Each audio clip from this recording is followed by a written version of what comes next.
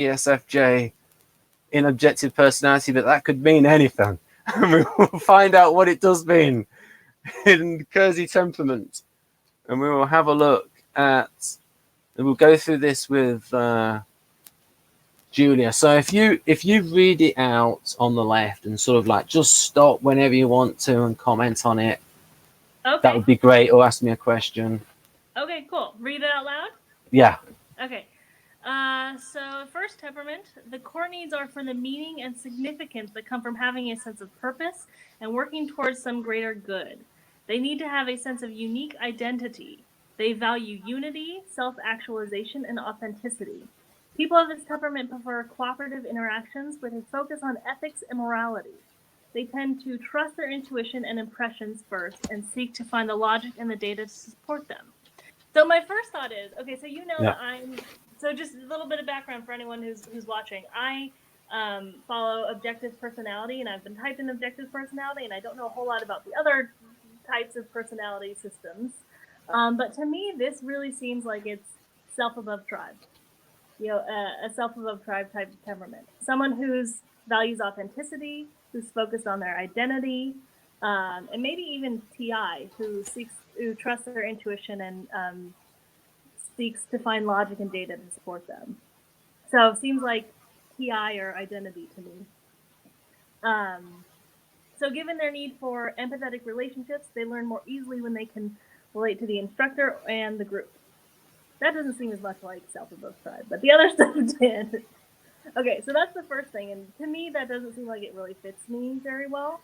I do value those things, but it's not what drives my life. Right. Okay. Yeah. Okay. Second one. The core needs are for group membership and responsibility. They need to know they are doing the responsible thing. They value stability, security, and a sense of community. They trust hierarchy and authority and may be surprised when others go against these social structures. People of this temperament prefer cooperative interactions with a focus on standards and norms. Their orientation is to their past experiences, and they like things sequenced and structured. They tend to look for practical applications for what they're learning. That to me seems very SI. That seems like almost the definition of SI. Yeah. Like value stability, security, a sense of community. So maybe SI and DE a little bit, either FE or T. For me, that doesn't resonate as much. I don't feel like my SI is really, really strong. I value stability a little bit, but not excessively so. Trust hierarchy and authority. Maybe a little bit, not very much. I would say I identify more with the one on the right than the left, but neither of them really seem like they're. Interesting. Yeah. Yeah. Would you like to be able to trust an authority?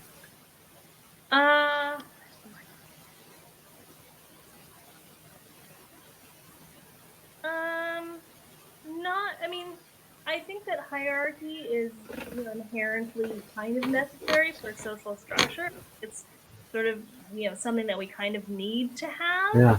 And I suppose I would rather have a trustworthy authority than a non-trustworthy authority.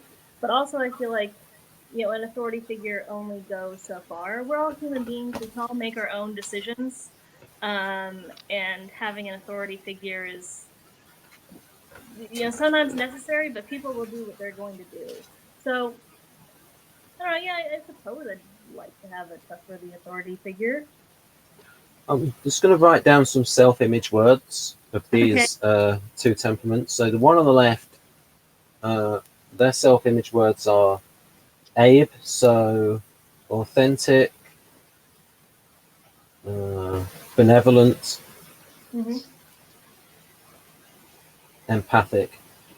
Okay. So how do you relate to those? Authentic, benevolent, and empathic? Yeah. Authentic, I feel like I'm constantly striving towards authenticity, but also because, my TI is my lowest function, I feel like that's something that I struggle with a little bit, but something that I'm striving for. But it's not something that's driving my life and it's something I struggle with. Benevolent, I can identify. Oh, sorry, were you going to say something? I was just going to say, what is authenticity for you? To me, authenticity is understanding your own personal wants, desires, needs, beliefs, and then being able to act on those at any given time. So it's both an understanding and an action, being able to take action on your own personal wants, desires, beliefs, needs. What about in terms of authentic, in terms of your actions being congruent with what you say and your beliefs? Mm-hmm. That kind of authenticity. Yeah, absolutely. I mean, I think that's part of the actions, being, saying what you believe and then having that be consistent over time or congruent with the behaviors that you have in your life. Right. Yeah. And you value that in itself, or because of the effect of not valuing that on other people, or a bit of both? I mean, I think not necessarily for the effects on not valuing that, not necessarily the effects of other people, because I think that living an inauthentic life damages us more than it does other Right. people. I think that people can still have a huge impact on the world without being authentic. I think authenticity is valuable for the individual, for the person. Right. But I think it's a really important thing to have in life, authenticity, to know who you are and be able to take action on your own authentic desires or thoughts. Right. If you what about benevolence?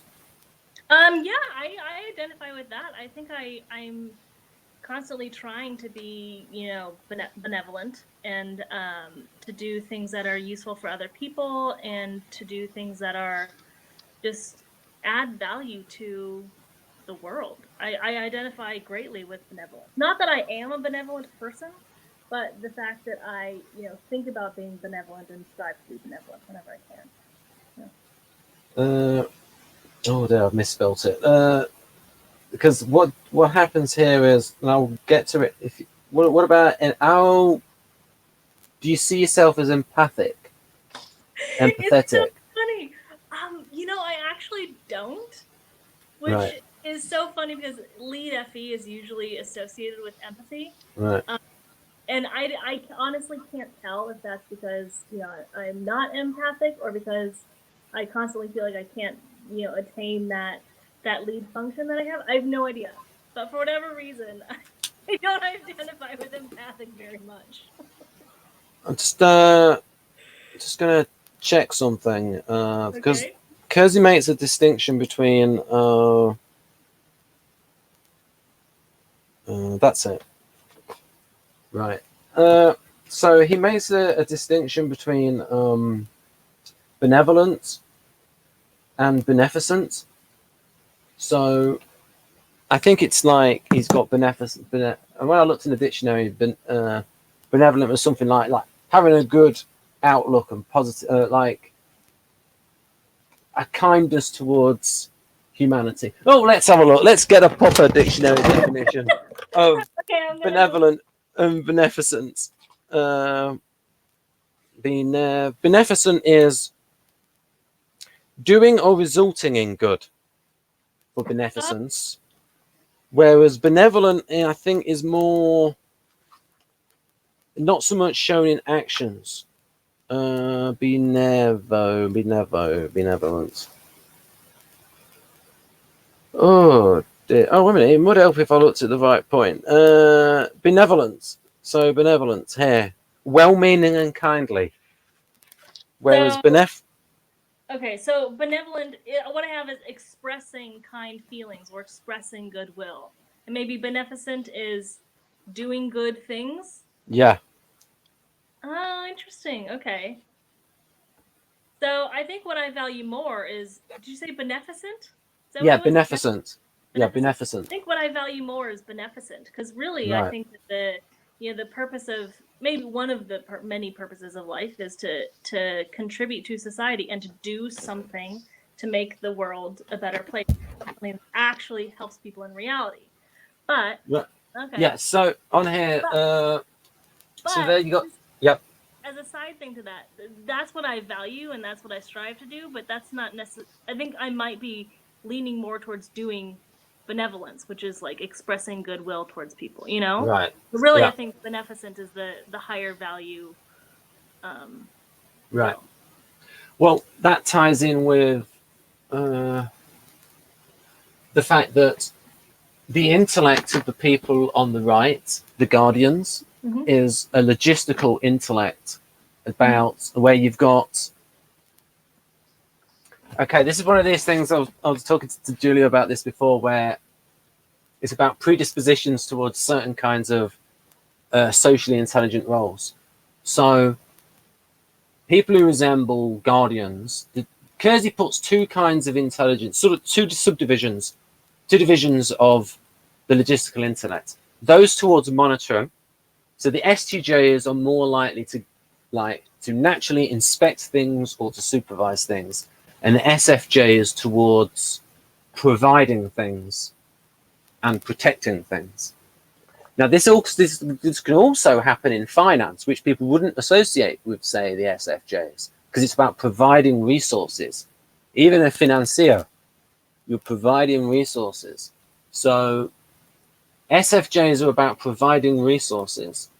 ISFJ is going to be a bit more about resources to protect people. And Keirsey writes things like, it's not just in case of, it sort of goes like this.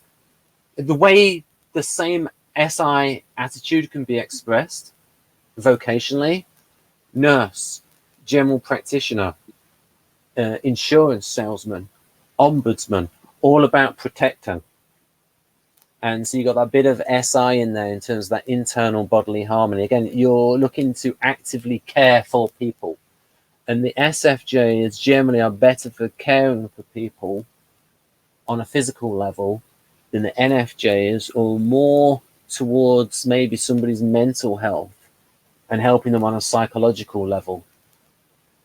So that's just that natural predisposition there, where the SFJs are more towards the practical help. And that's one of the reasons why they're more likely to go for beneficent actions, and NFJs towards benevolent views, because that abstract concrete difference between in the intellect that Keirsey sees as NFJs are best at is diplomatic enabling, mentoring, and educating for the NFJs.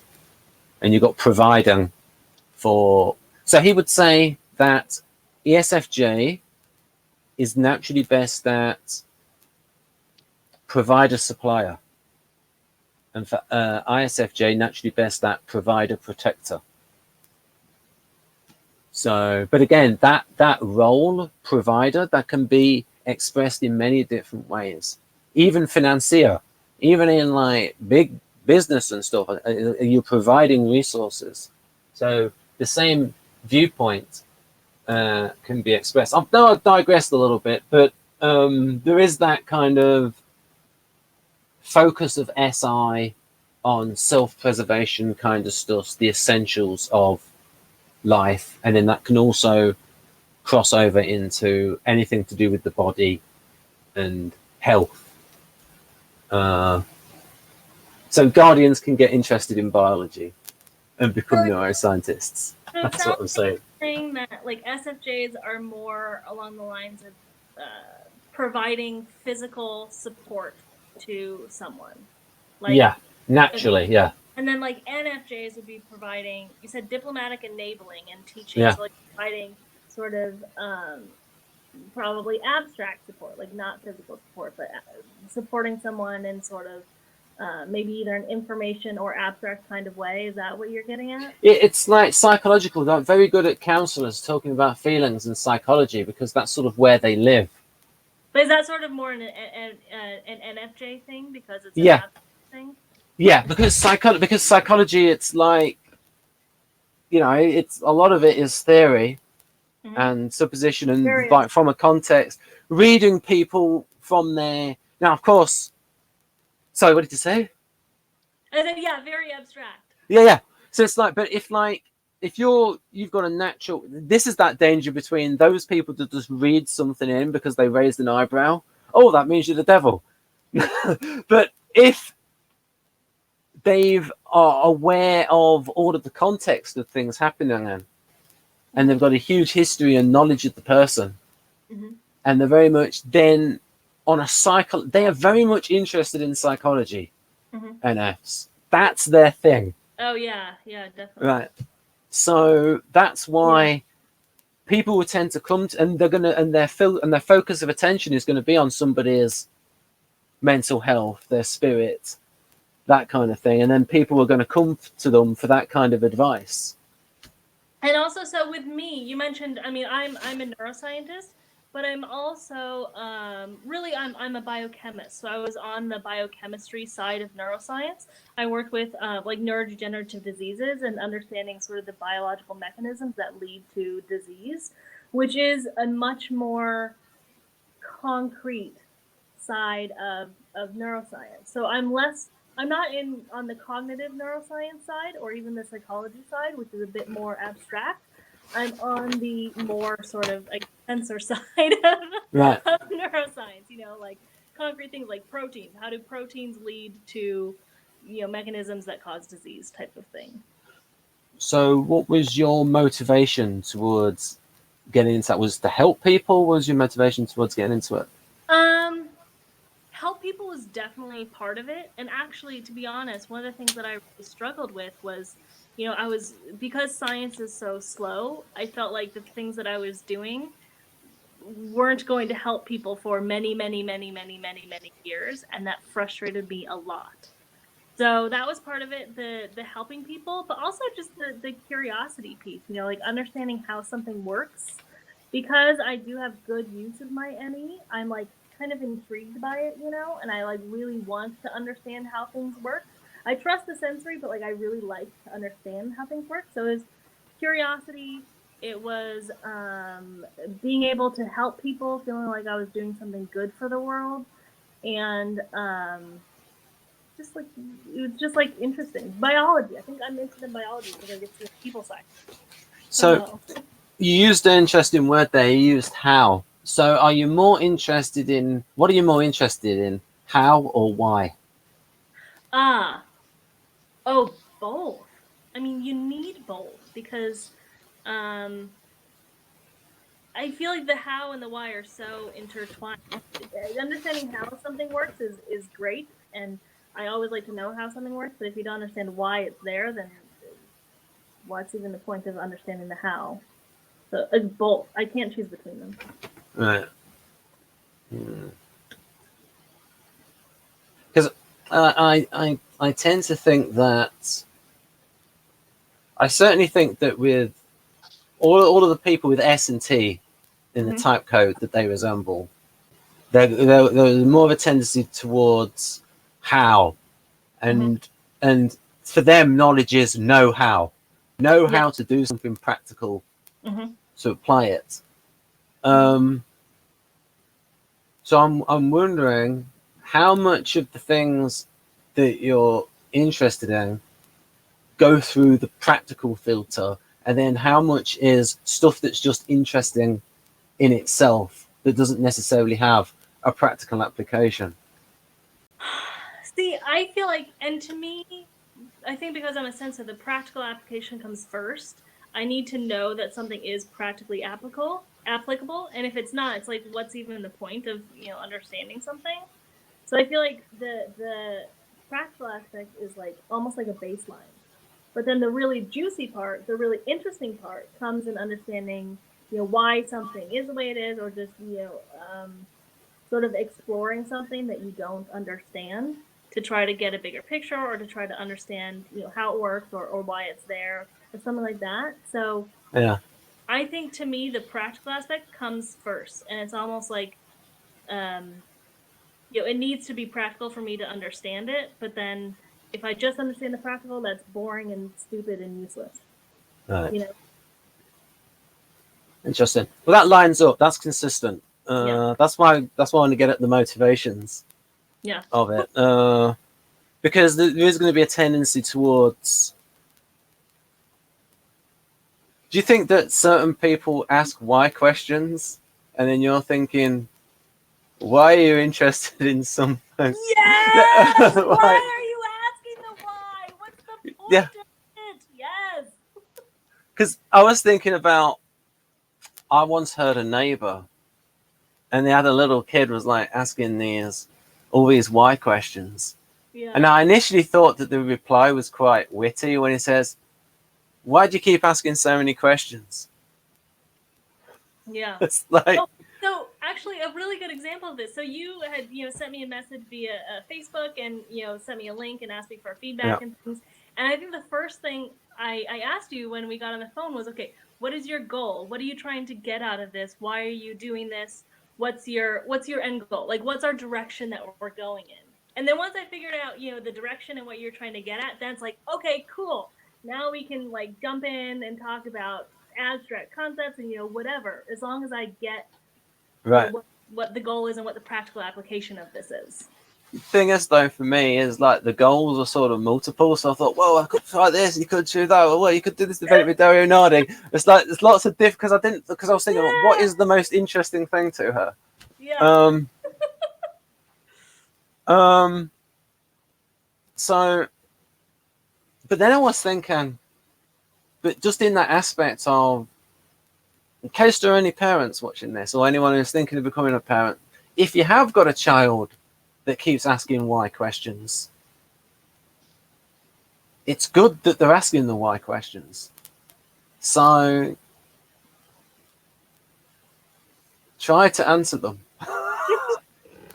or at least ask them to think about it, like to get them towards the answer themselves rather than just telling them. So it's like, oh, why is this? Well, what am I doing? You know what I mean? To get them, because you don't want to like shut them down every time they ask a why question, because you want them to develop their minds. And because at that age, there's so much that a child doesn't understand, say a young child, very young child. If you get to a situation where they learn not to ask any questions, but that might be like a bias of me or like an abstract types, where it's like, they're like, no, you're being a bad parent. You must answer their questions. You want to encourage their curiosity. But I've digressed a bit, sorry. But so that's interesting. You relate. So, because I was thinking, because OP is a little bit weird in my book, I think, could she be an ENFJ? So I just wanted to check things out. So here's an interesting one. Okay. Should I read these ones? Yep. Okay. So this one says, the core needs are for mastery of concepts, knowledge, and competence. People of this temperament want to understand the operating principles of the universe and learn or even develop theories for everything.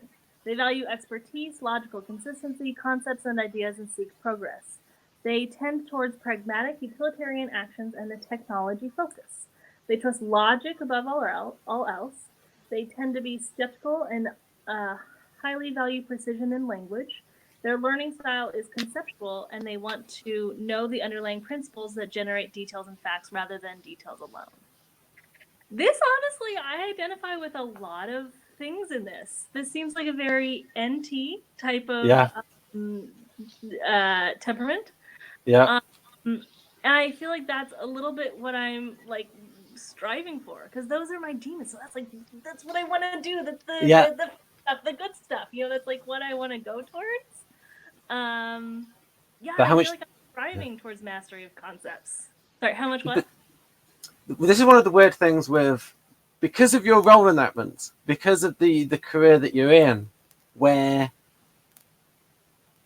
say, somebody of the ESFJ pattern, where it's like naturally they'll have more energy for FE and SI stuff and less for the NE and TI stuff. Mm-hmm. But when you're working in a line, when you're in a line of work that requires NE and TI, you then start getting this feedback between, well, you get better at it, it requires less effort to do it, and you enjoy it and the brain changes.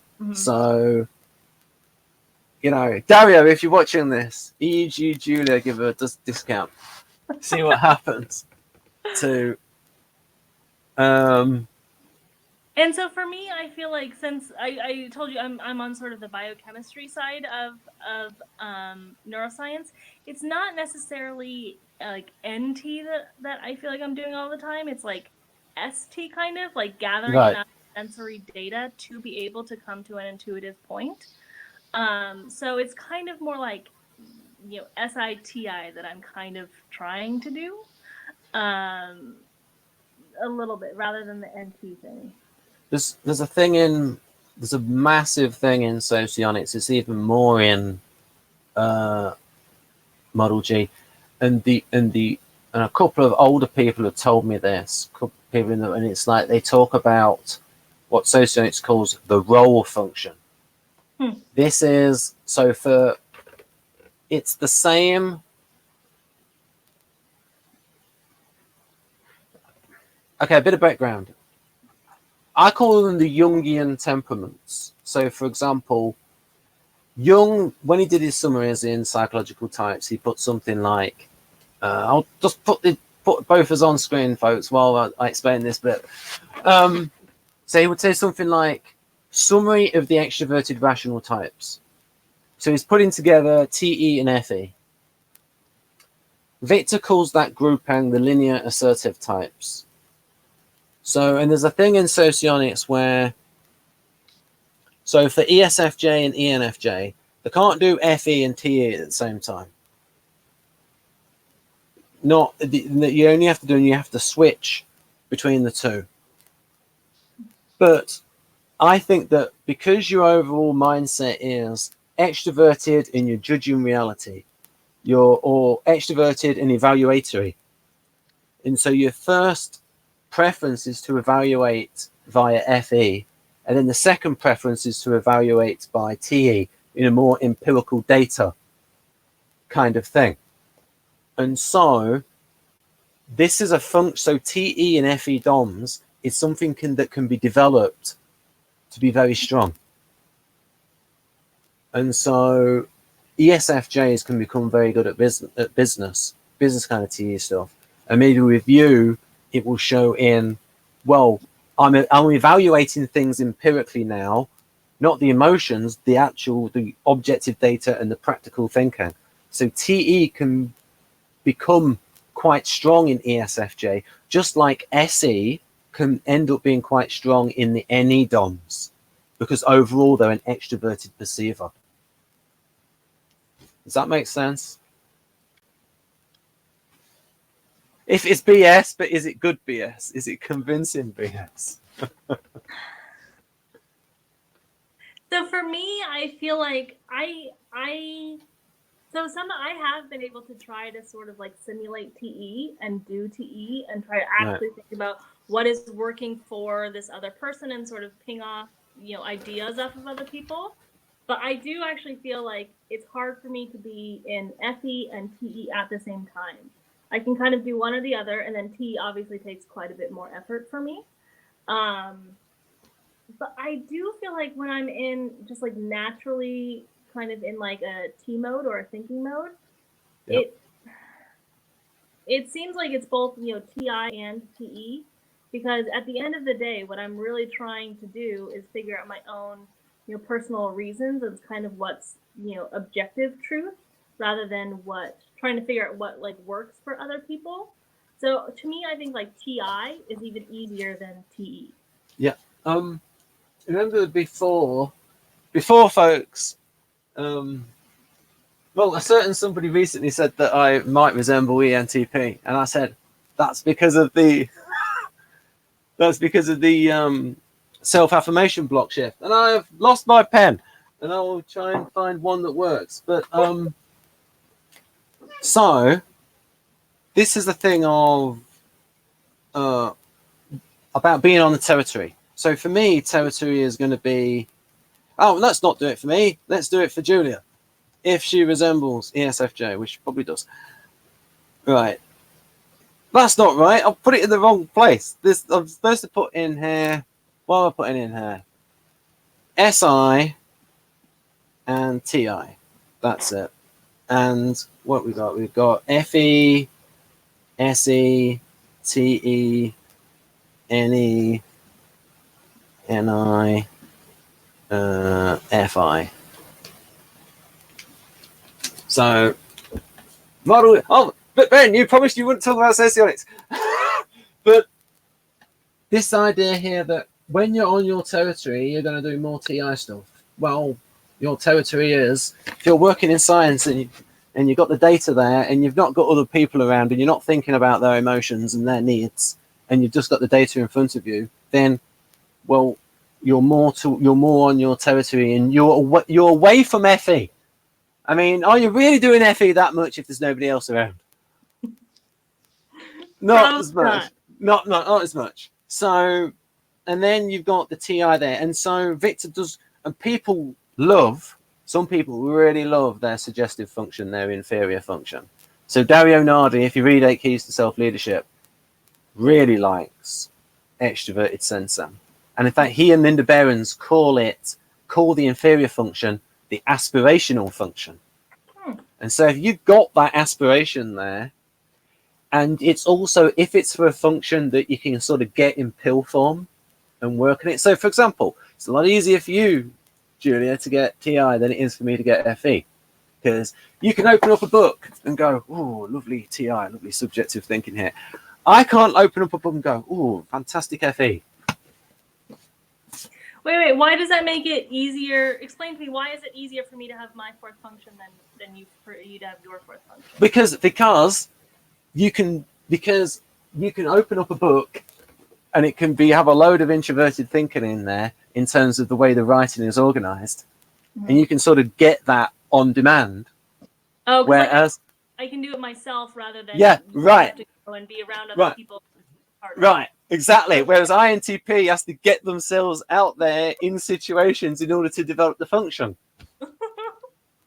So maybe it might be slightly different in a pre-literate age. Then it's like, well, how do I get my TI on? How do I even know the word? It's like you'd have to try and find people who were good at that. The wise woman or wise man. So it is an example of how the functions are not equal in reality, in that certain ones are easier to get than others. Mm-hmm. Yeah. So, for example, I mean, with NI, someone might be in a culture or where it's valued more. Like, say if they naturally grew up in, I've forgotten that place that got invaded by the Chinese. Dalai Lama. If they're naturally in the monks. Anyway, I was thinking about a Buddhist kind of thing where they naturally encourage to do NI stuff and symbolism and that kind of thing, where in that environment they would develop it more, the NI. So if you're in an environment where one of your weaker functions is strongly encouraged, you'll eventually develop it. Yes, Tibet. Yes, there's props to Benjamin Sadiq. There you go. Yes, Tibet. Oh, and I'll put this one on because I like this comment. Right. So another function that society very much encourages, TE. Society encourages people to be good at TE, and that's another reason. Here's another theory for why FE DOMs are good at TE. FE is like focused on other people's needs. And if the other person's need, like say the ESTJ, I need you to do this job really efficiently. Okay, then I want to please you with my FE and I will do that TE thing for you. How about that? Because then you're doing the TE thing for FE reasons. Yeah. Yeah.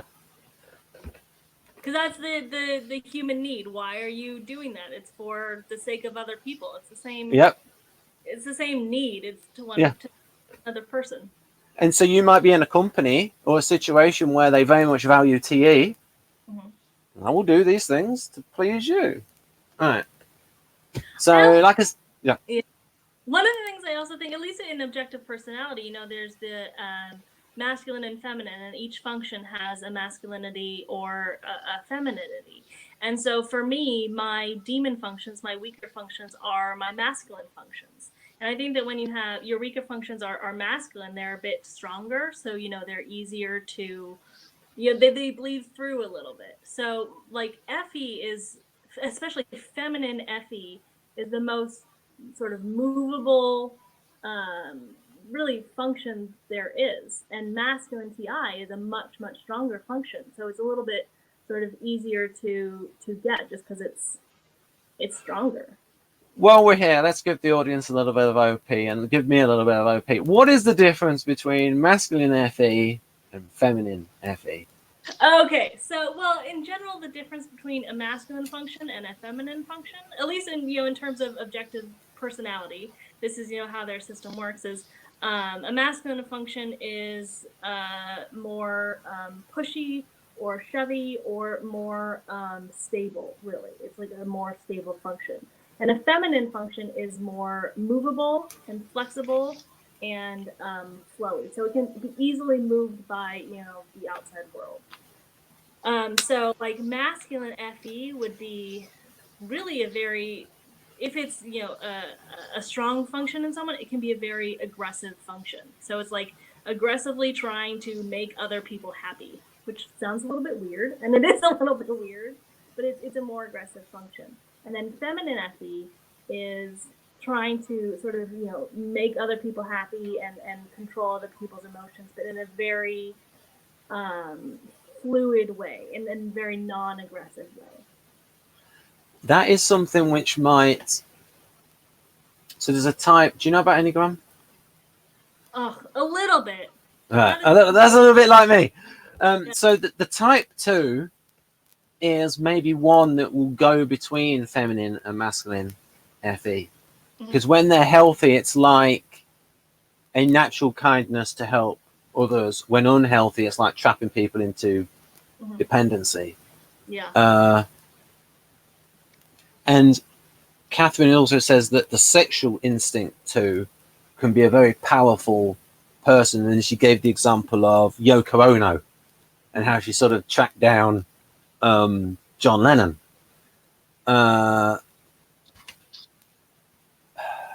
So you see it with, and frequently ESFJ resembles too, where how that extroverted sensing is used. Is it used to control other people, to sort of dominate other people in the belief that you're doing what's best for them? Or are they doing it in terms of the ability to stand up for themselves, the good side of extroverted sensing, where they're not so other focused and they're able to stand up for their own needs? So it's how that extroverted sensing is used. It's just like ESTJ. ESTJ has a lot of extroverted sensing. So if you read the Keirsey profile of ESTJ, it talks about enforcing the rules. Enforcing is the SE part of it. It's not valued in itself, but it's used as a strong tool. And that's the same with the ESFJ. They can be very good and strong under pressure. Very mentally resilient. Right then. So if we go back to this, because I think that masculine and feminine thing is something which might come through in the interaction styles. You have a good way of looking at them through that filter. So if we go through this one. Are we on the fourth one now? Okay. Yeah. So this last one says the core needs are to have the freedom to act without hindrance and to see a marked result from action. A marked result from action. People of this temperament highly value aesthetics, whether in nature or art. Their energies are focused on skillful performance, variety, and stimulation. They tend toward pragmatic, utilitarian actions with a focus on technique. They trust their impulses and have a drive to action. They learn best experimentally, and when they see the relevance of what they are learning to what they are doing. They enjoy hands-on applied learning with a fast pace and freedom to explore. That seems like, I don't know what sort of functions that would be. It sounds like almost an EP type of temperament. A little bit, Like yeah. and maybe just a little bit of like being extroverted, wanting to jump in and do things. And almost a little bit SE with, hands-on, Yeah, applied learning. Seems yeah, actually more SE a little bit. yeah. Um, That's the artisan temperament. And somebody asked okay. this. Oh, can a woman use masculine FE or a man use feminine SE? FE, excuse me. So yeah, under like objective personality, women can be masculine, men can be feminine, men can be masculine, women can be feminine. It's completely unrelated to biological sex. Right. Yeah. So yeah, we've got here. So we've got another thing on these temperaments. Only 4? Pardon? Are those the only 4 temperaments? There are 4 temperaments, and the next one we have 4 interaction styles. Okay. Cross them together, and we have 16. I was just gonna say that these ones up here you've got. So you've got. And please understand me too. He calls the idealist temperaments. He calls them the abstract cooperators. Mm-hmm. So abstract language and a tendency towards group thinking. Mm-hmm.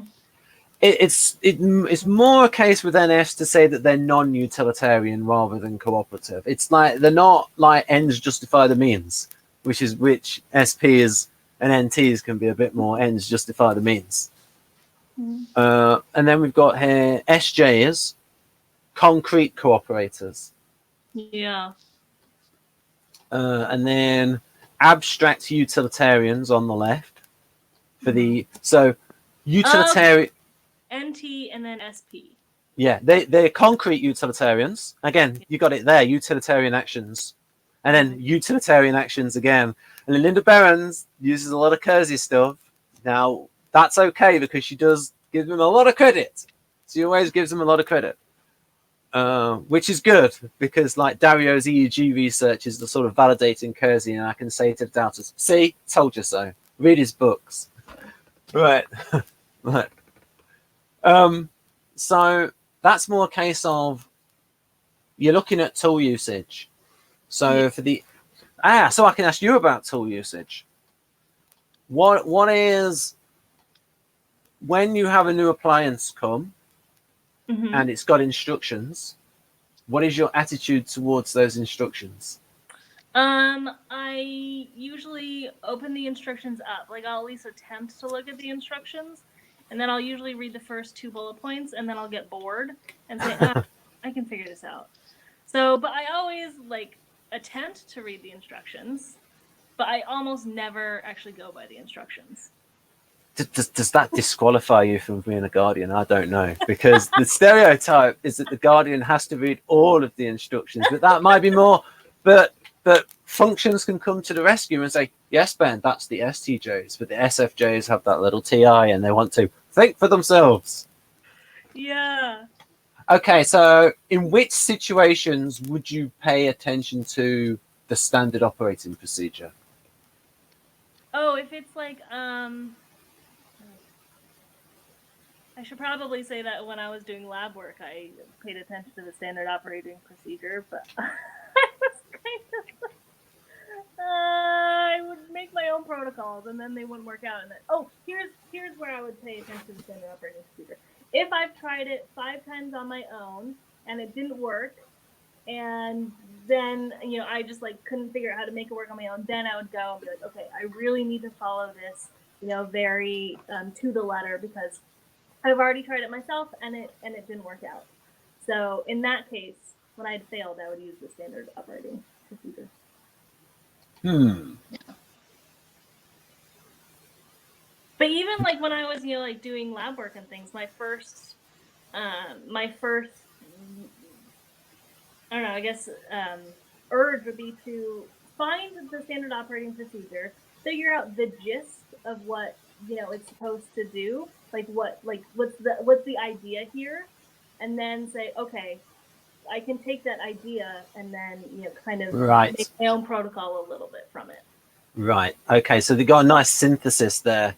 I'll address this to the audience. There's a nice synthesis there between you want an idea of what the right way is to do it, and then you think you can NTP it from the principles, because that's what NTPs do. Oh, just give us the premise and we'll work the rest out. That's a bit arrogant. Yes, it's an NTP strength. Just give us the principles and we'll work out the rest. Yeah. So is it a little bit like that for you? It's like you want the essence of it, the premise, and then boom, you've learned how to extrapolate all the logical conclusions. It's more, yes, but the reason I do that is because it's more, I recognize that there are lots of different ways to get to the same result. So if, say, there's, a standard operating procedure and it's like a line-by-line bulleted list of do this, this, this, this, this, I know that there are, say, lots of different, say it's a recipe. I know that there are different ingredients that can lead to the same outcome for that recipe. So I know that if it says, okay, this, really there's probably like 10 different ways that this could still be a great result. So it's like, well, I have this, and this in my cupboard. So, might as well try it the easy way with the things that I already have rather than just following the line by line. That's kind of my reasoning, I think. How much do you experiment? How much do I experiment? Yeah. Like a ton. I mean, I'm kind of always experimenting with everything. I'm experimenting with like physical items that I purchase. Right. I'll purchase, 5 of the same type of thing and then figure out what's the best thing and then return the other ones.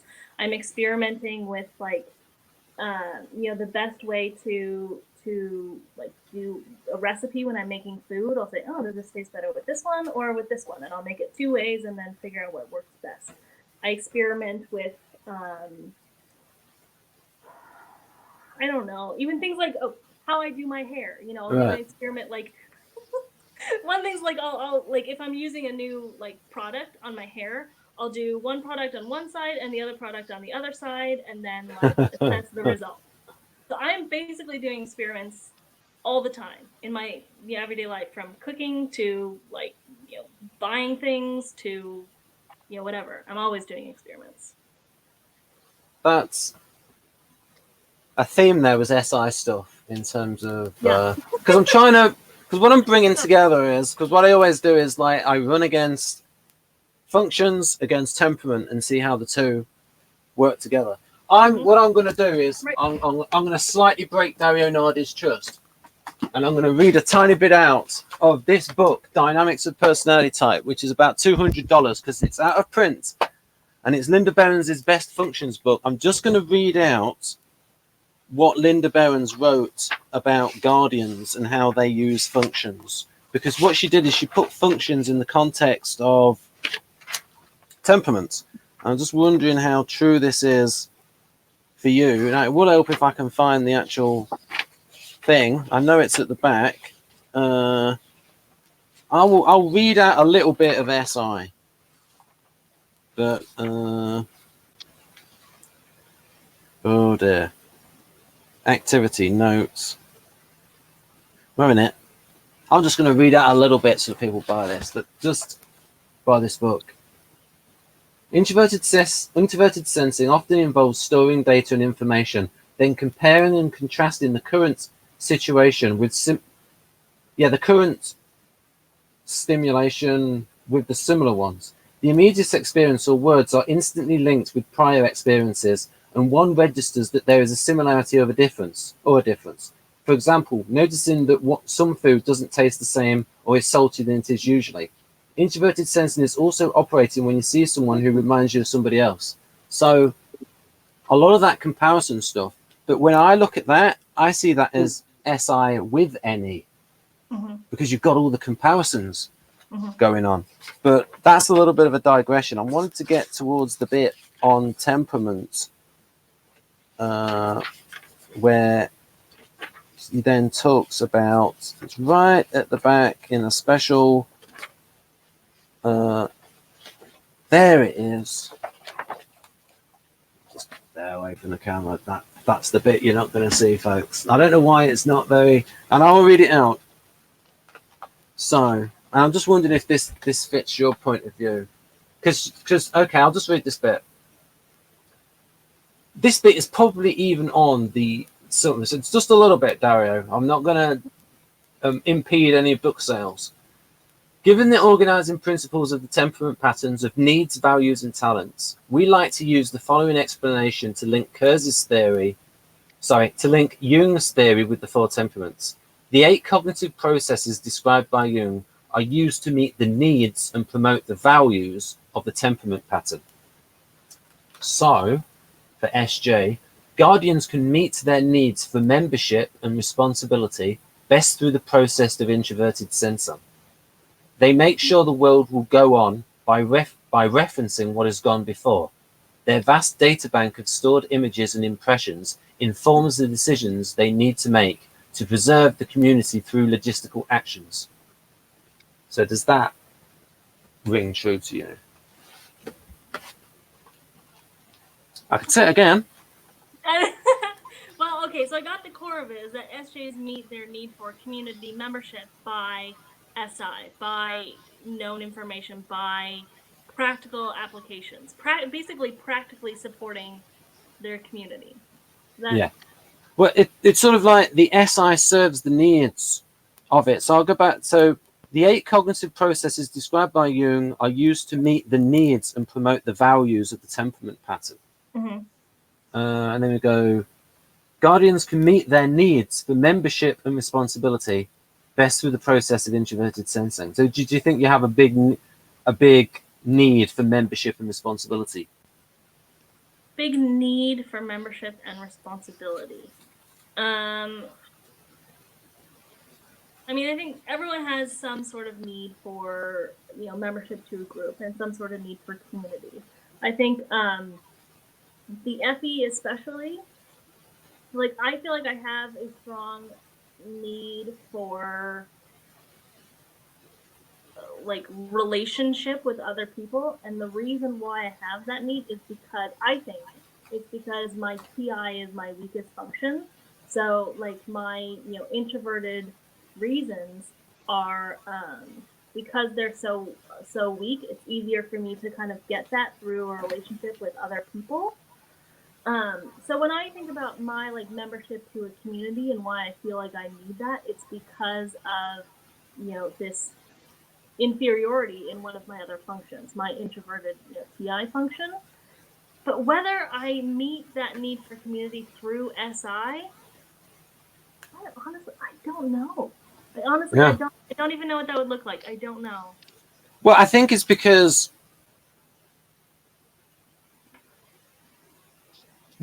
in terms of responsibilities, like the logistical actions, the process of doing the safe and the true. Well, if you're doing this, if you want to stick to the standard operating procedure, no, like, no. I want to leave that really boring stuff to other people.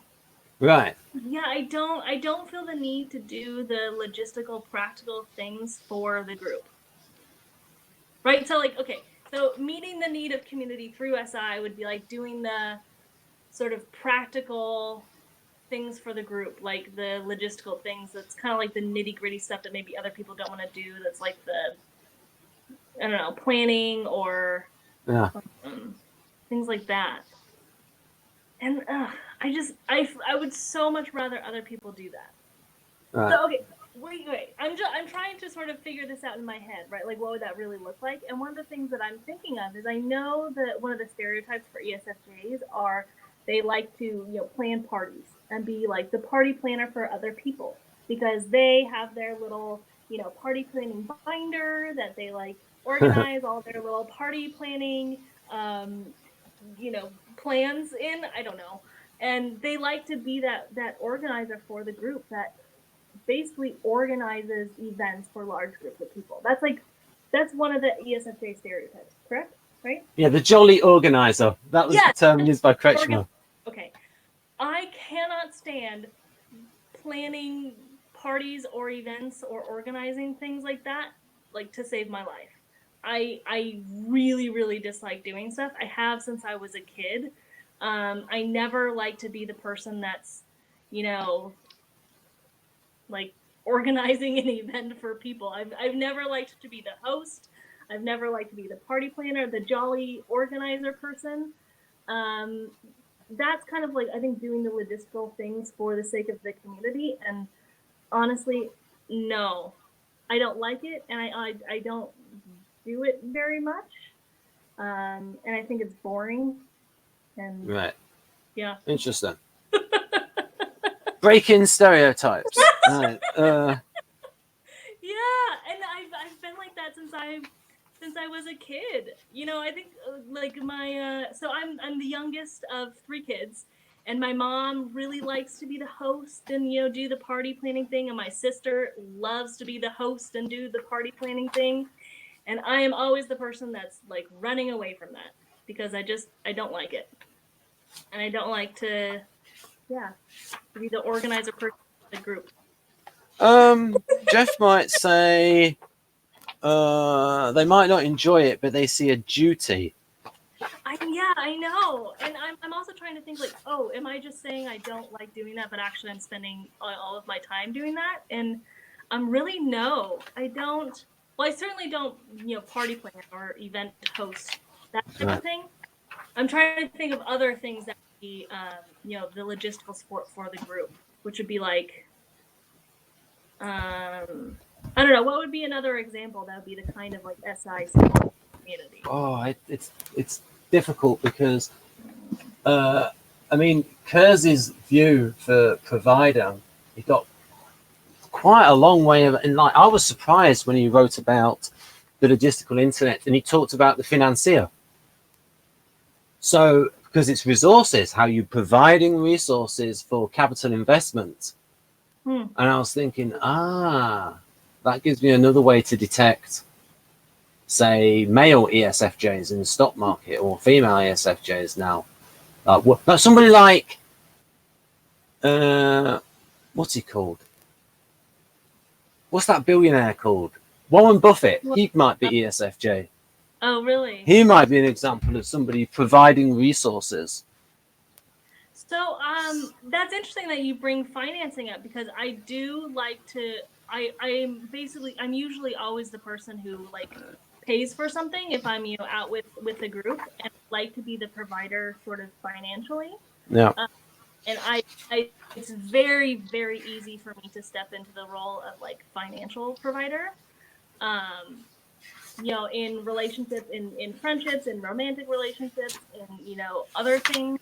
If there's, you know, someone is like organizing something and they ask for like donations, I'm always like, okay, just like, you know, donate, like give money to this, and kind of provide that way. So in that respect, yeah, I do that. Would it be all right if we did a video in future where we went through the logistical intellect? Yeah, sure. Well, right. So this is a little sample of it. Terrible. I'll try and get it. Which one am I reading? Providers?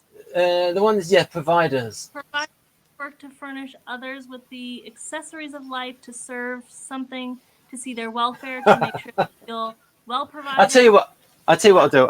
I've got it scanned. I'll put it on screen. I didn't want to die, but you'll have to promise. You promise to not let me get delayed by this, because I don't want to go, because I do like my Keirsey. I like Jung as well. I love those NT functions. The way he writes about NI and NE. Right. What am I looking for now? So I'm looking for Jung compatible. Okay, so Keirsey. Please understand me too. I clicked on please understand me, the original. Please understand me too. Scans. SI. Right, logistical intellect. I don't know. I'm going to put that. I'm going to just go like this and move them across. And then it will appear in this thing on screen if I then go back to it, which is about here. No, it's not. It's there. And oh no, it broke. Right, I'm gonna. Right, right. I wanna share screen, and then this is Keirsey showing the love for SJs, even though he says they write the most boring novels. He says that most of his friends are guardians, pillars of society. So we can do a hangout on this, hopefully, where we go through the logistical intellect. But the bit I wanted to concentrate on, pardon? So yeah, sure, we can do that another time. Excellent.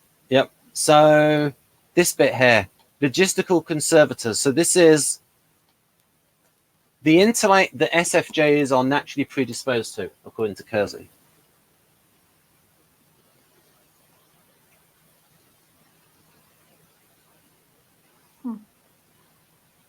Interesting. Okay. So yeah, like I said, I don't as much identify with like the hostess part of that, but like the sort of providing like financially for someone or in sort of like a concrete way for another person. Yeah, I identify with that. Yeah, that's the thing. It's like that's the thing with Keirsey. It's like very hard to get like stuck into the stereotypes. Yeah. With it, and even I did them. So yeah, I mean, you like even here for ISFJ, insurer, ombudsman, underwriter, physical safety and security, those in care. That's an aspect of SI kind of stuff. Mm-hmm. And like banker, financier, patron, sponsor, not things that you would normally associate with ESFJ. But we will get back now to sort of this the second hour will be on the interaction styles, and so I think this is some fun. Settle on a temperament, did we? Were we supposed to choose it? Well, okay. Back to temperament. So you so you got the one in the top left is idealist. Top right is affinity, authenticity, and then the one on the right is like SI, security, hierarchy, and then NT, concepts, and then SE, chaos monkey. Oh, that's a very Guardian statement to say, calling them a chaos monkey. I don't know. That's just very SE. Yeah, so I don't know. None of these really, I feel like, summarize me very well. Right. I can see some aspects of all of them, but all of them have contradictory things a little bit. So I don't know which one I would identify with. Right. I would say that when you talked about your research, you were going for things for a practical need, whereas this seems to be stuff for its own sake. Yeah, not. Whereas knowledge for its own sake, ideas in themselves, logic above all else, logic. I can't again ideas for their own sake. Whereas you're talking about how useful is this, how much the practical application of this. But then you said once there is that, then I am fascinated by the ideas of that in order to achieve that. And then when you did these two earlier on, you said, now it sounds a bit FE, but you said that you felt a little bit more on the right. Yeah, maybe a little bit more right than left, yeah. And then, yeah. I like how you called these chaos monkeys. So that's actually an objective personality term. That's an objective personality term for OE, either SE or NE. Yeah, that's where I got that from. Oh, okay, because I thought that was a very Guardian statement. So that description of the person in the bottom right, how would you describe that person? What would your attitude be towards that kind of person? Oh, that's like the need for freedom and to act without hindrance. I totally understand that, and that's like a lot of people that I have relationships with are the type of people who need freedom and act without in hindrance, because I hang out with a lot of people who are NE. So like, I get the freedom thing. The focus on aesthetics, whether in nature or in art, to me that just seems like, I don't know. Focus on aesthetics. My first thought is like, that seems superficial. It's just like thing that pops into my head. Unskillful performance, variety and stimulation. A lot of this stuff, to me, a lot of the things that come to mind are like superficial. Trust their impulses, lack of control. Can't like. There's a key question. What do you think of the word impulsive? I mean, I think that means like someone who's impulsive. Okay. I think impulsive has a negative connotation because it's an inability to control oneself, but spontaneity does not have a negative connotation because that's like choosing not to be so rigid and being able to be, movable and flexible and go with the flow. So spontaneity, I think, is a very, very good thing. Impulsivity, I don't think is a good thing. Yeah. Now, I remember asking somebody, I was there, and Jeff asked somebody, what do you think of the word impulsivity? And this person replied, it's good if the impulse is to work. And I thought that was such an STJ answer. Yeah. So Jeff would say about the artisans, they are impulsive and they like being that way. To them, being impulsive is being alive. Mm-hmm. So I was just trying to get your attitude towards... and that's probably the one that I'm least like. This one on the right, the impulsive one. Except for the fact that, need to have freedom. I think we all need that, and I identify with that too, and need to have freedom. But aside from that, focus on aesthetics, no. Trust my impulses, I'm not an impulsive person.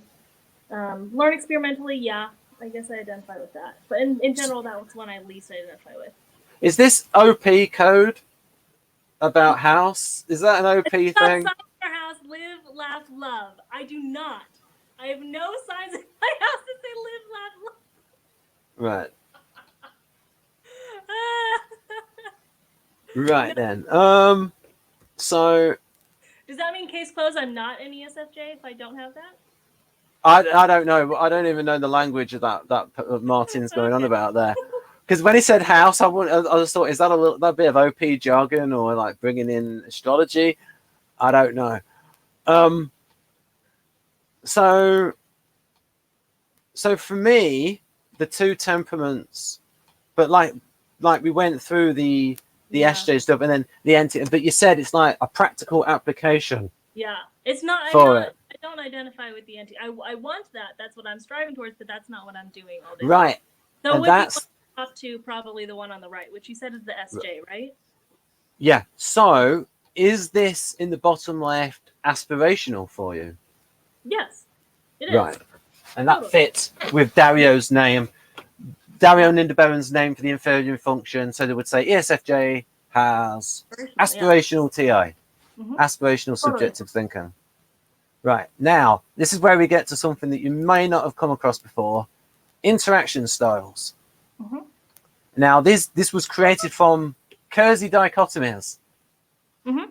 And I've crossed this before. I totally forget what my interaction style was, but I remember this.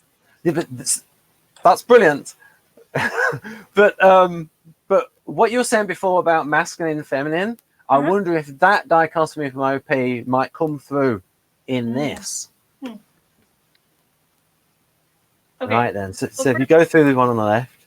All right. The theme is having a course of action to follow.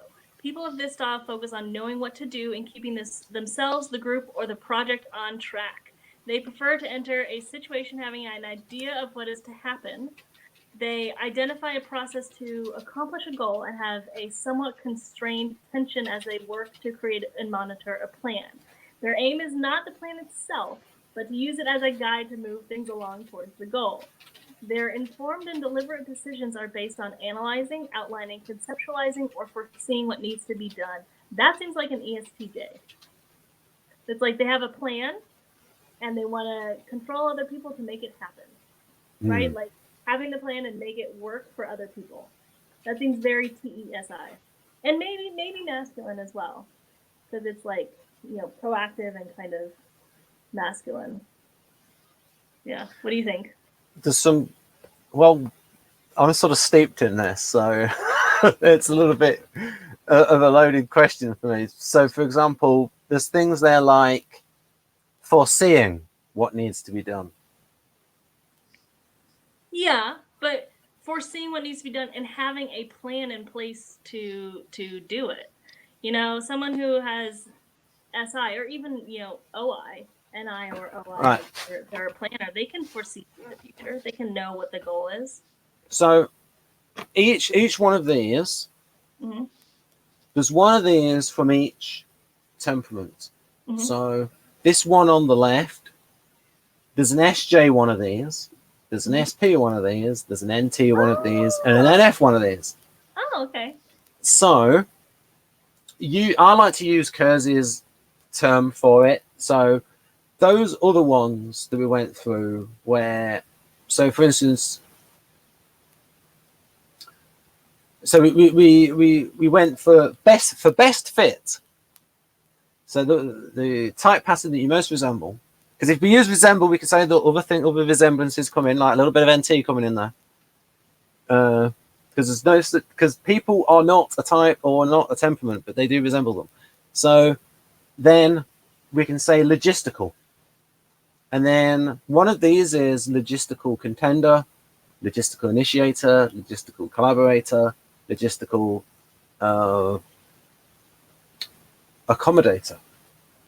And so again, that one on the left, there's an NF version of one of these, an NT version, and an SP and an SJ version. So for example, that for seeing what needs to be done, and that is for like your NI DOMs are in there, a couple of them, and then analyzing and outlining, planning ahead, and then there is a Guardian one in there, but the difference is, this is one of the things where people have to think about the function and then how it's affected by the temperament. So for example, if you say NI is the intuition of time and is about planning ahead and see how the events go forward, but then somebody might say, yes, but Guardians, they've got weak NI, but they do a lot of planning. So then you've got to come in and nuance it and saying, but when the plan goes wrong, they don't know how to adjust to go to the target, as well as those with NI that have more of a natural sense of how to adjust things to get towards the target. That would be the idea there with NI. And Dario would say the bit behind the right ear is region T6 is very active when people either symbolize meaning or foresee different events, different future options. And there's another area, P4, that's very active with weighing many factors at once. And he said that his brain research showed that with the SJs, there were fewer links between region P4 and region T6. So they weren't considering, so that matched up with the idea that they weren't considering as many options when they were foreseeing future options, because that area P4, probably, you know where, Ben, you should be pointing there, not there. That's occipital. That's P4.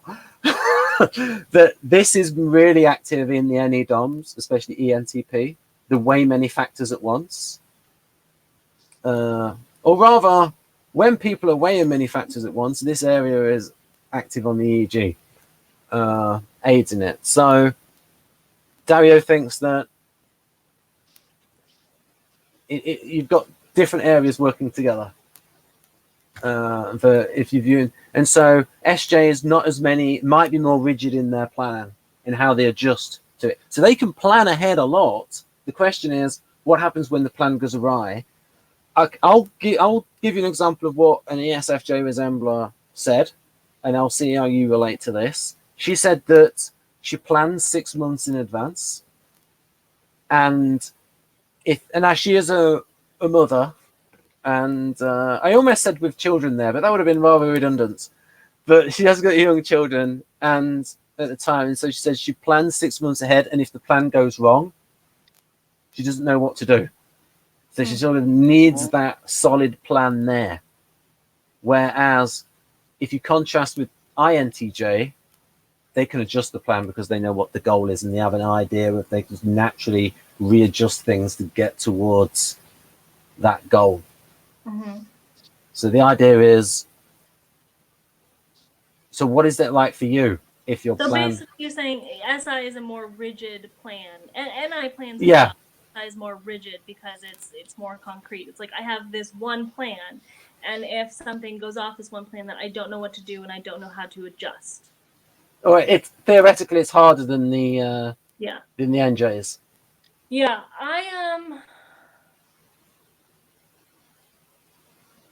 I mean, I've never really considered myself like a very strong planner.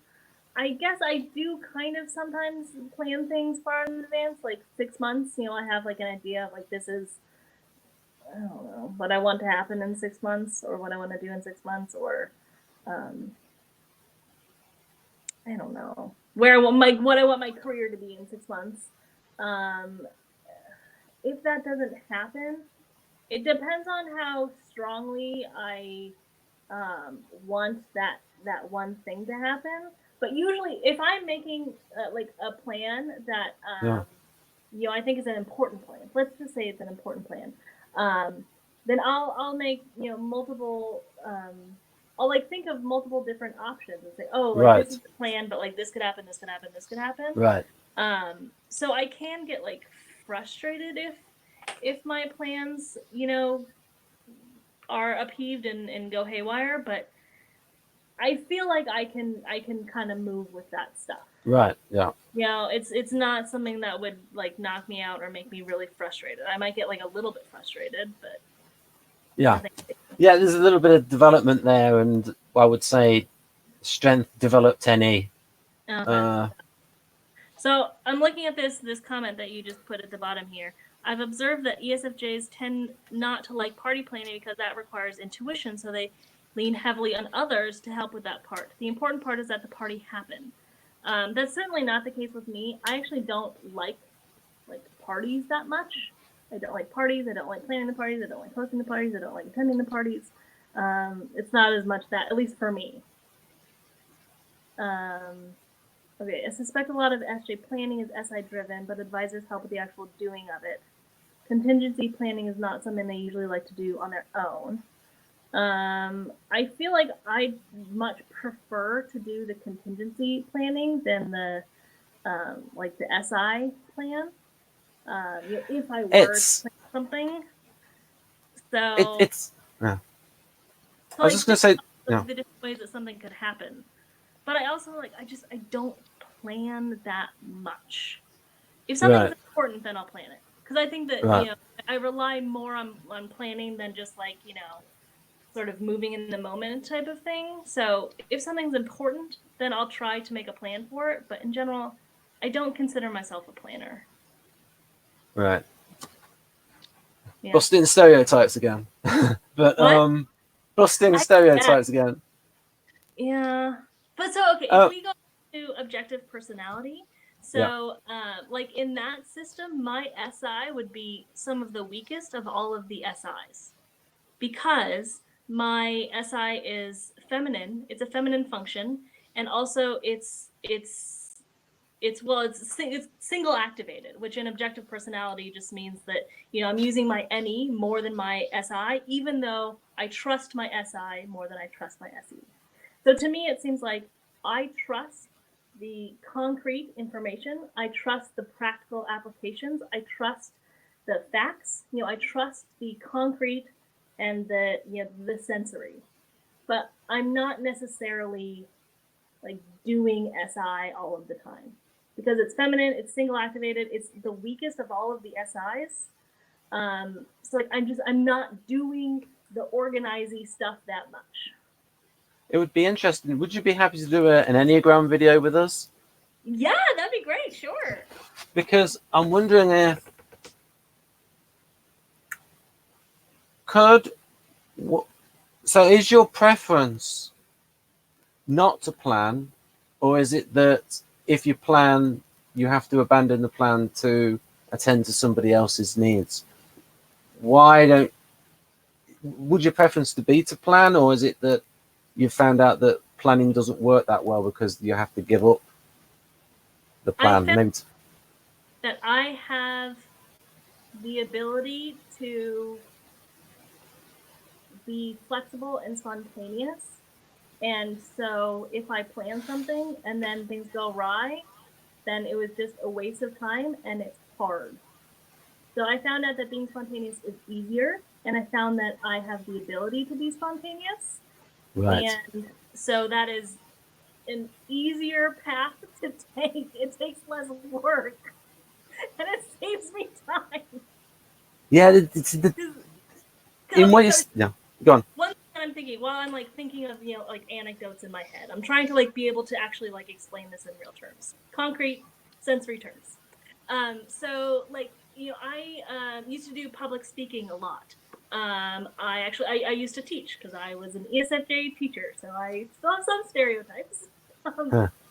and I used to, like, when I first started teaching, I used to prepare my lectures a lot, and I would like even like write scripts and like plan it. And it was because I was really concerned about doing public speaking. I was worried I would be embarrassed. I was worried, I wouldn't do well. And so if I'm concerned about something, then yeah, sure, I'll plan that thing.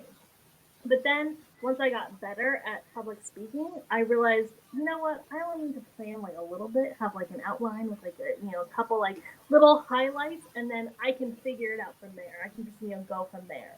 So it was like, okay, what can I do to like reduce planning, because I hate planning and it's stupid, and how can I get around this so I can do the least amount of planning and still have a successful outcome.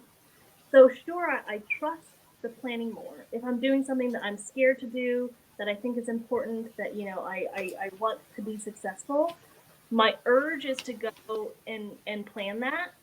But I mean, really, I'm gonna try to get away from planning as much as I can, because I think it's a waste of time and it's hard and it's stupid. So Yeah, yeah. A lot of that is.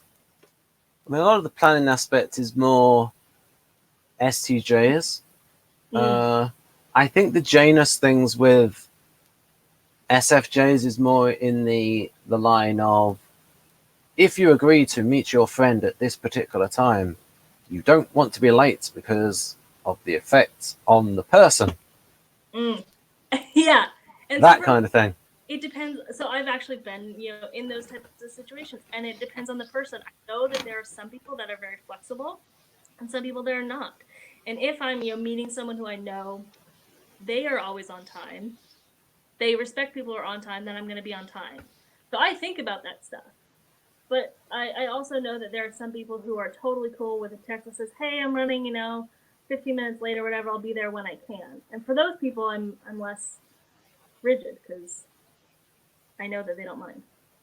How do you feel though when you're there for an appointment at a certain time and they arrive half an hour late Mm-hmm. and they don't appear to have a good reason for it? For me, it's not necessarily about the reasons. It's about sort of giving me a heads up. So if they call me or text me and say I'm going to be a half an hour late, I usually don't mind. It Right. depends a little bit on, where I am, what I'm doing after that meeting, that kind of a thing. But most of the time, I don't mind. If I show up and they don't respond, and they don't tell me they're going to be late, and I'm sitting there waiting for them, and I'm debating in my head, should I leave, should I not leave, Yeah. don't hear from them, then that's frustrating. Yeah.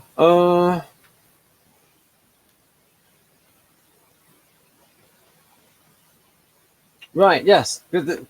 Covering little bits from, and there's like always little interesting areas that I could follow up on.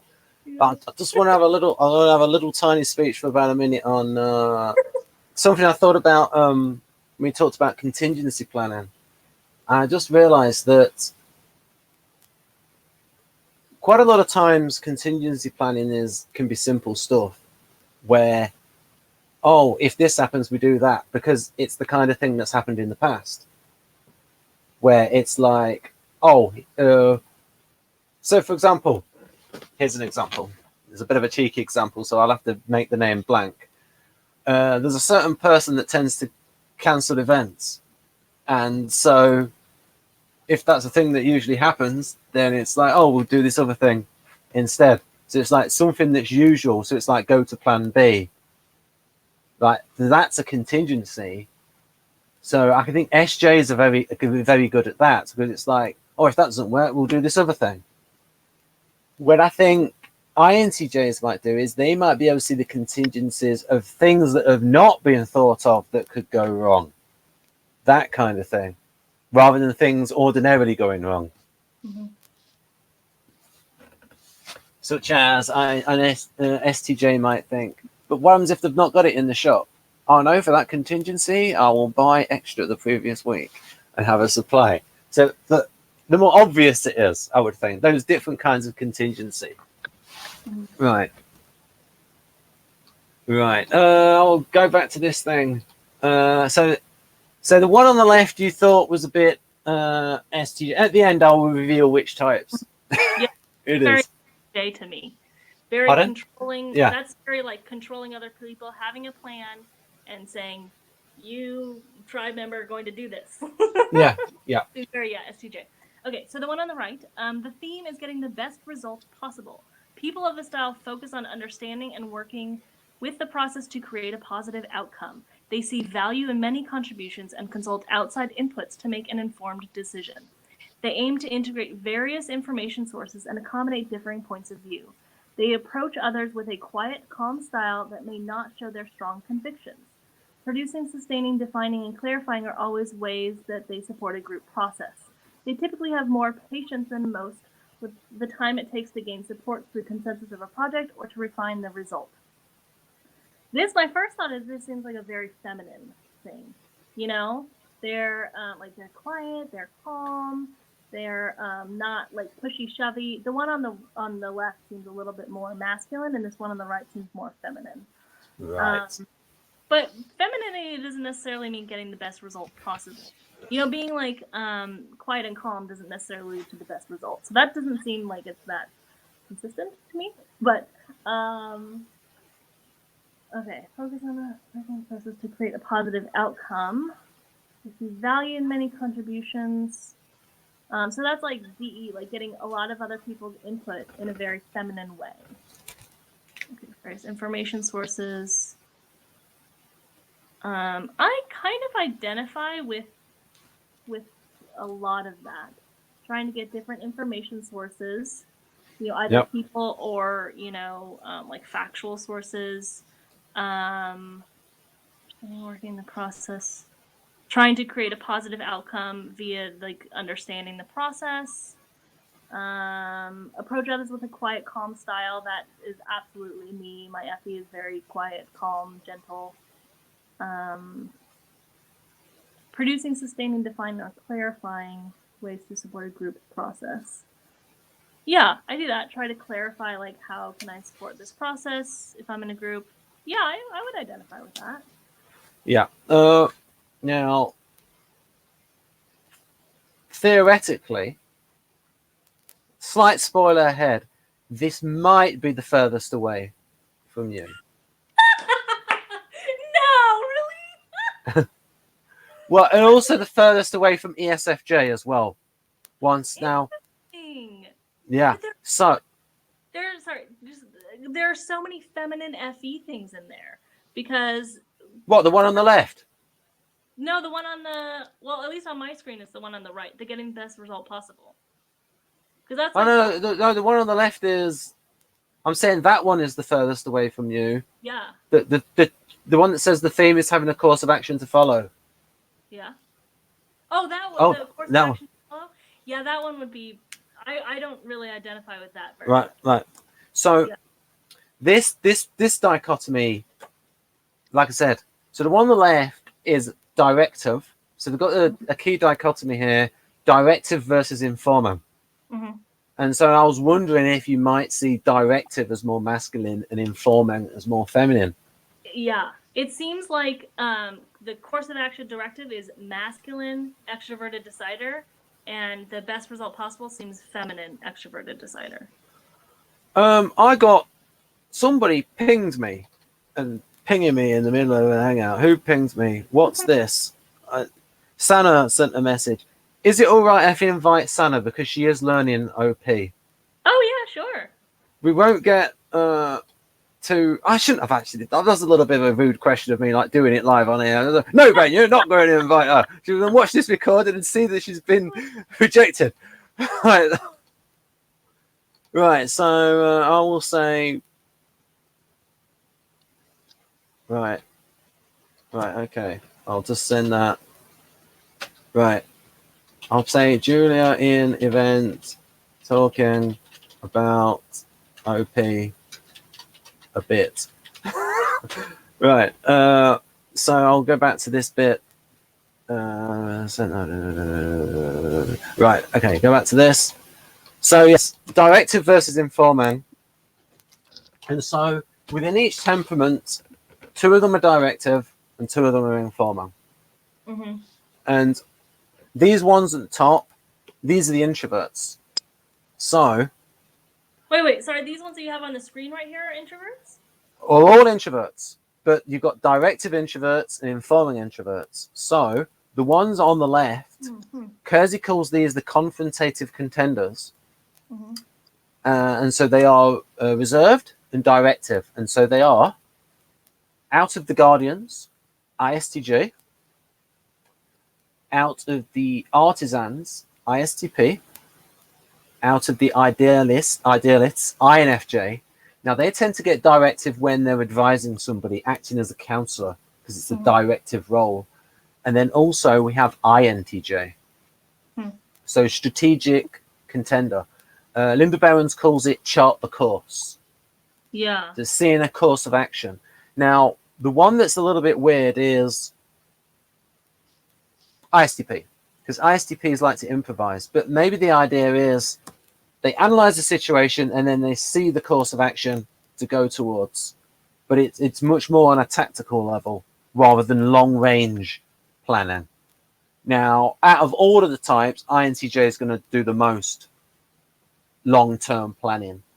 The planning with INFJ is it's more going to be, I would think their chart the course is chart the course of relationships, chart the course of somebody's development, if you're helping them, because that goes towards their natural predisposed role variant of the counselor guiding people. And Sana is actually training to be a counselor. So there's a natural predisposition there towards her social role. Will she attend the meeting? I tried to join and it said it is scheduled. No, you should. Can I what I'm seeing here in terms of objective personality, like what this reminds me of? Yep. So to me, this seems like what an objective personality they would call blast, which is basically controlling the tribe. And that is OI, so NI or SI, and DE, FE or TE. And that can be masculine or feminine. So the chart, the course, or course of action, I guess, sounds very much like masculine blast or masculine DE, controlling the tribe in a very masculine directive way. And the one on the best result sounds like feminine blast or feminine DE, controlling the tribe in a very feminine way. And the EJs and the IJs are both like blasters, controlling the tribers. But the IJs, it seems like it's even more controlling the tribers than the EJs a little bit. So that makes sense that this would be the IJs on the course of action. And then I guess, did you say the EJs are the best result possible? Or is that also... it's not quite like that, because in interaction style there's a odd one out. So for example, here's the odd one out. ESFJ, here's Sana. ESFJ is EJ, but because of the FE and they've not got the NI thing, they're not directive. Even though they're EJ, they're not. All the other EJs are directive. ENTJ is directive, ESTJ is directive, and and ENFJ is directive. And to so me, Sana is here. Hi, Sana. Hello. Sorry, I didn't know you were live. Right, I found an OP person for you, Sana, to talk to. Okay, cool. I have To lots me, of this seems like it's dumb something that questions. doesn't even seem like it could be accounted for in Myers-Briggs because it seems so masculine and feminine, which isn't accounted for in Myers-Briggs. So, like, when I think about someone who has, like, masculine FE and masculine SI, they would be more like the course of action people who are, like, they have a plan and they want people to follow it. Well, I Right, could see so an ESFJ being directed if they're a masculine ESFJ. right. Yeah. So the one on the right, that's more me. That's INTP, INFP, ISFP, and ISFJ. Wait, the IPs are the best result possible people? No, not necessarily. Not necessarily, because it's because three of them are IP, but one of them is ISFJ. But because of the FE thing, they're attending to other people's needs, and they're not directive. So it's also, not. there are a lot of contradictions in this, right? Because it's like the best result possible, and then seeing value in many contributions from like lots of different people, and like you don't necessarily have to have contributions from lots of different people to get the best result. You can get the best result on your own, which maybe an IP would be more likely to do, or you can be an ESFJ and get lots of different opinions and get the best result that way. So, I mean, there's lots of. It seems like there's contradictions in here, and there's lots of different ways. Yeah, I will agree with that. There's a little bit of that because you are dealing with 4 different types and different temperaments. But I would say for INTP, they're like trying to make the system perfect, trying to make the design perfect. ISFP is like making the composition perfect and fit and prosody and integrated. INFP, they want all of their values integrated to be in alignment. ISFJ, maybe it's accommodating the needs of other people. They're the ones that are slightly not going to fit, I believe, in terms of the best result possible. So Linda Behrens has INTP preferences, so she's like tries to make it all neat. There's always one that doesn't quite fit that's annoying to us. Yeah.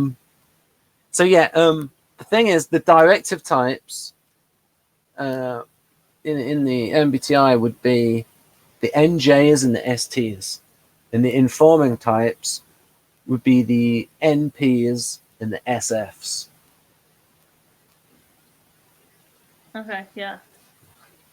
And so I could say, functionally, I can say the reason why MPs are informing is we could do this, you could do that. Well, what about this, Julia? What about that? What about this? What about this? Lots of different options. I don't see one option as the right thing and then direct you towards one option. SFs, it might be a case of because they're considering the person point of view and they don't really want to direct people, they've not got that strong NI sense of seeing where people need to go to. Even SFPs, I mean, ESFP has strong extroverted sensor, but they've not got that sense of direction that they want to push somebody towards, or but they've got the FI thing of they want to be on the same level as somebody to get rapport. If you're directing somebody, you're in a sort of a director-directee kind of relationship. I mean, ESTP doesn't care about rapport as much, so they don't mind directing people. So you said all of the SFs would be on the best result possible interactions. No. All of the SFs are going to be this one or this one in the bottom right. I think it's best if we go through them all and then we talk about the connections. Okay, cool. So, so this next one. If you do the one on the left, okay. this one is. Okay. The theme is getting things done, accomplished through people. People of this style are focused on results, often taking action quickly. They often have a driving energy with an intention to lead a group to the goal. They make decisions quickly and keep themselves and others on task, on target, and on time. They hate wasting time and having to backtrack. Mentoring, executing actions, supervising, and mobilizing resources are all ways that they get things accomplished. They notice right away what is not working in a situation and become painfully aware of what needs to be fixed, healed, or corrected.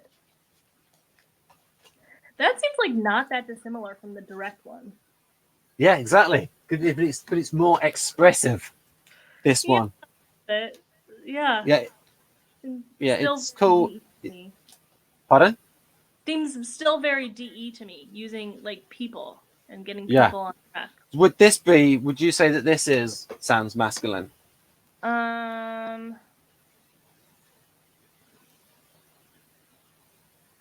It's a bit less like the directive seems very obviously masculine. Right. This one like could be masculine or not. It could be it's like just like a driven person. Right. Yeah. What's this? What's this? I forgot what. That's it. I see. In charge. I'm just going to write down the types. Okay. So if you go through the one on the right, Okay. I'll just write down all of the types from each of the temperaments. The theme is persuading and involving others. They thrive in facilitator or catalyst roles and aim to inspire others to move to action, facilitating the process. Their focus is on interaction, often with an expressive style. They get things going with upbeat energy, enthusiasm, or excitement, which can be contagious. Exploring options and possibilities, making new preparations, discovering new ideas, and sharing insights are all ways that they get people moving along. They want decisions to be participative and enthusiastic, with everyone involved and engaged. That seems a lot more like me than the other thing. Yes, bingo. That's it. That's what you came out as. Logistical collaborator. That's ESFJ. That one. Collaborator. And also what we were saying before about, so the one that's furthest away from you. So which one's furthest away from you? The top left or the bottom left? The top left, the directive. Right. And that's the one that's furthest away, because the bottom right is expressive and informing, and the top left is reserved and directive. Wait. Okay, sorry. Are the bottom two? The bottom two are extroverted. Okay. Or the bottom expressive. Two are extroverted. The top two are introverted. And then what about the ones on the left and the ones on the right? Are there categories? Yeah, the both on the left are directive. Both on the right are informing. Oh, okay, got it. Oh, okay. Now I see what the breakdown is. Yeah, so that makes sense that I would identify more so with the ones on the right than the ones on the left, because I'm just like the opposite of directive is the furthest away from me. Yeah, so that makes sense.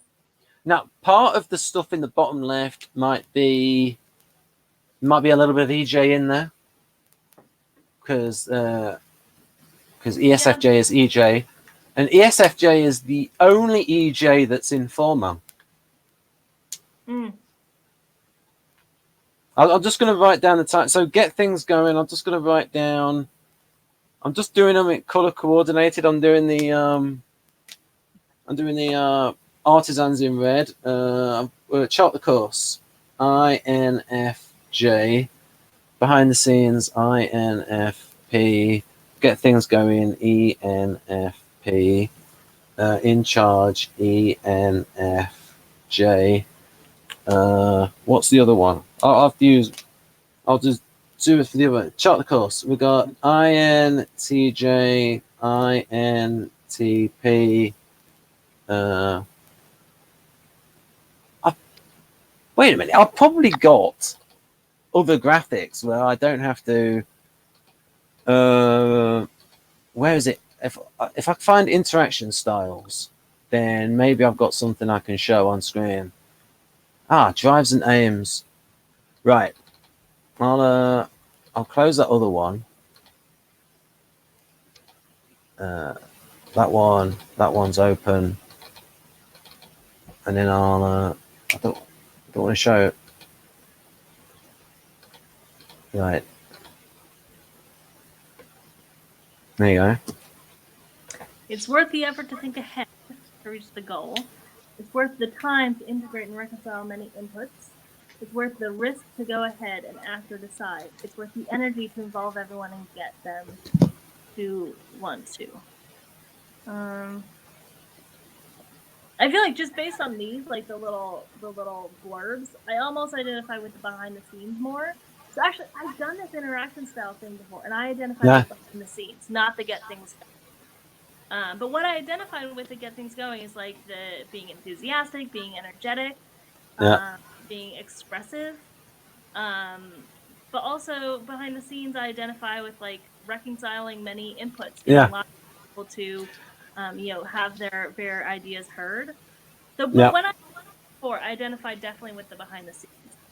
So I kind of identify with both of them, I guess.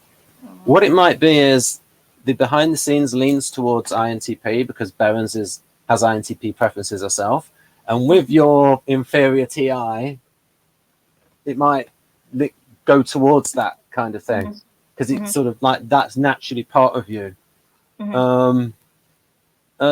Get things going. What was it? It's so interesting that that's INTP because it seems like getting lots of different inputs. That's a TE and FE. That's Yeah, but wait a minute.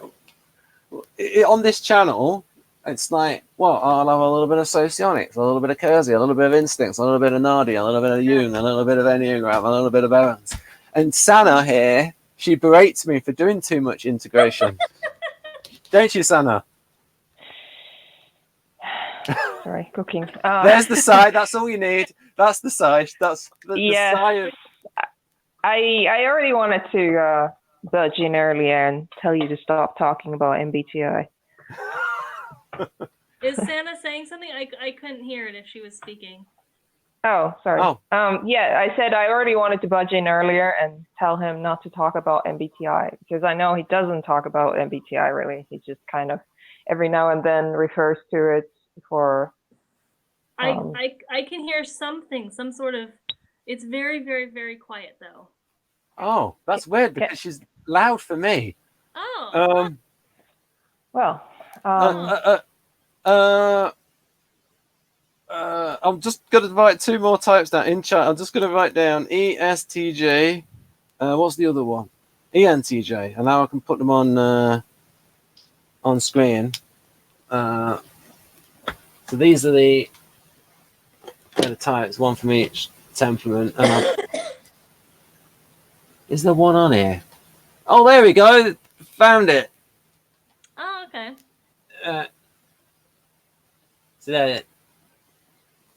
Shut the curse.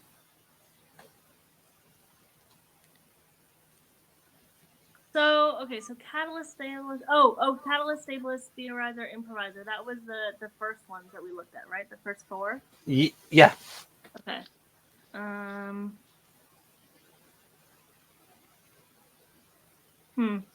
Yeah. So I don't know what I would be as a catalyst, stabilizer, theorizer, improviser, because I didn't really identify with either of those four. Any of those four. But interesting. Huh. Well, I mean, you did a little bit more with stabilizer and margin, and you said aspirational for theorist. Yeah, aspirational for theorist, but a tiny bit the stabilizer. But that's what I absolutely had to choose. Yeah. So, I said I don't really. Well, it is best fit. I mean, that's why I talk about people resembling types, and also Enneagram can play into things. So what we got here? Right. So, like I said, so Sana comes out INFJ. In Keirsey, insists on INFP and MBTI. There's a whole saga on there. There's like multiple hangouts on that. What we got here? I mean, if I was the stabilizer and the get things going, then that's ESFJ, and that aligns with objective personality, right? That's like yeah. I mean, exactly. They got stabilizer, and you did align, and with interaction style, you did go for the get things going and the behind the scenes. Yeah, those two. Yeah. There we go. Yeah. So both an informing interaction style. I was trying to find some other graphics. Interactions. I'm trying to find ones that I can share that are not from a private book or something. I got a folder here. Scans from book. Share carefully in bolded. So that won't be shown. Right. Oh, I don't know about that. Dario publishes her books, you see. So, what was that? Is that me? Oh, I might be able to put this on. Oh no, that's just me writing a comment on her videos, trying to be charming. As far as invite as a guest. That was just something about. Oh, okay, I'll show that. I'll show that comment. People might think it's a bit. Might think, okay, it's a public comment anyway. So I'll show this comment that I made on one of her videos. It was something about interaction styles.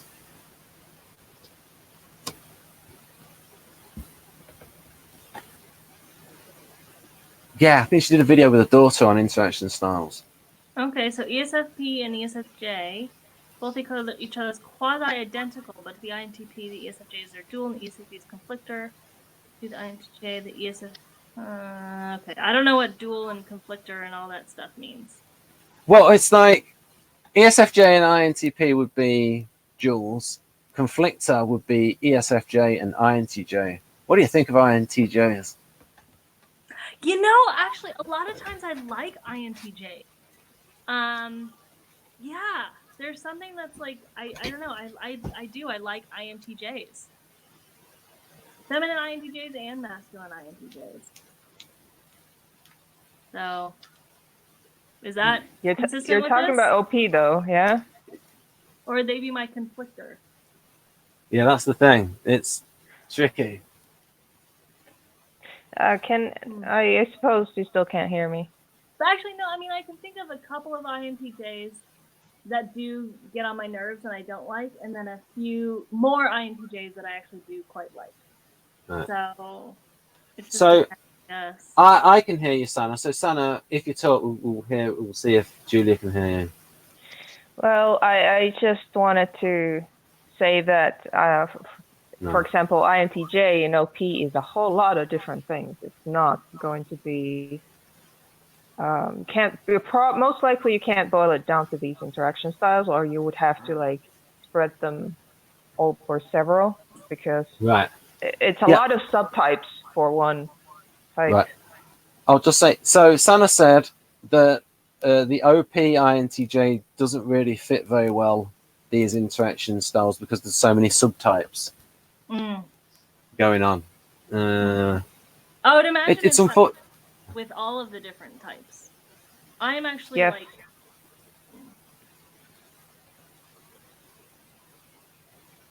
Yeah, Shannon just said yes. What have I got? Oh, you go on. So with myself, I'm close to being a traditional ESFJ in in like Myers-Briggs because I'm feminine. Like the feminine ESFJs are the traditional ones, with the only exception that my SI is, is a lot weaker than a traditional ESFJ, which makes sense. It's kind of consistent with what we've been finding out on this call. So. Yeah, I mean cognitive development as well, where you like through your career you've gone more towards TI. Yeah. And right, what was I going to show? Oh, we've done that. A preview, because we could go through the Keirsey ESFJ profile in future, if you would like. Putting you on the spot. Sure, yeah. I got another now. Pardon? You mean on another call or right now? Yeah. On another call. I'm just going to give you a tiny. Actually, yes, I will put that forward. I won't put it on the screen now because I'll end up getting distracted. So I will stop recording now, because Sana can't hear you very well. We've gone through all of the material. So yeah, you came out as ESFJ. ESFJ, logistical collaborator. So, oh yeah, we sort of just ended the call. I better wind down. I better use some FE. So, so I mean, we've got a retro gamer here who's just appeared and is like, "What's going on?" Well, we're just about to stop. Sorry, Retro. So we can just summarize. We can summarize for retro gamer 71. What have we done? What have you learnt in this event, Julia? Okay, so what I've learned is I'm actually closer to a traditional ESFJ than I thought. You know, I kind of thought that I was very different from ESFJs because I hate, you know, like the stupid party planning stuff that all the ESFJs do, and I don't feel like I'm an organizer.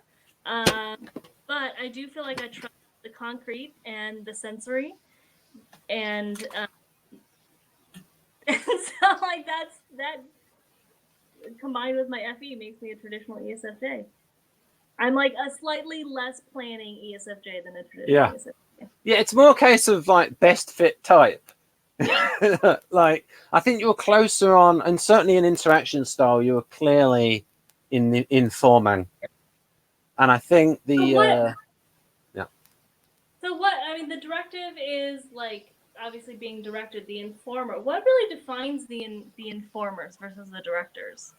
Well, what I will do is I won't put it on screen because Darian might kill me, but I will read it. I will read it and then put it in Ben, change it from Berens into Ben, and sort of explain it. So it's like it's a bit like me, where it's like, well, we could do this, we could do that. What about this? I'm informing you of the various options rather than directing you towards any one of them. Yeah.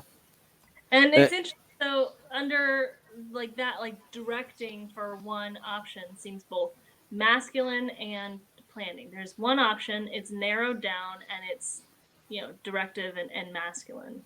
And then the opposite seems feminine and also more open-ended, less more like OE, NE or SE, and also feminine.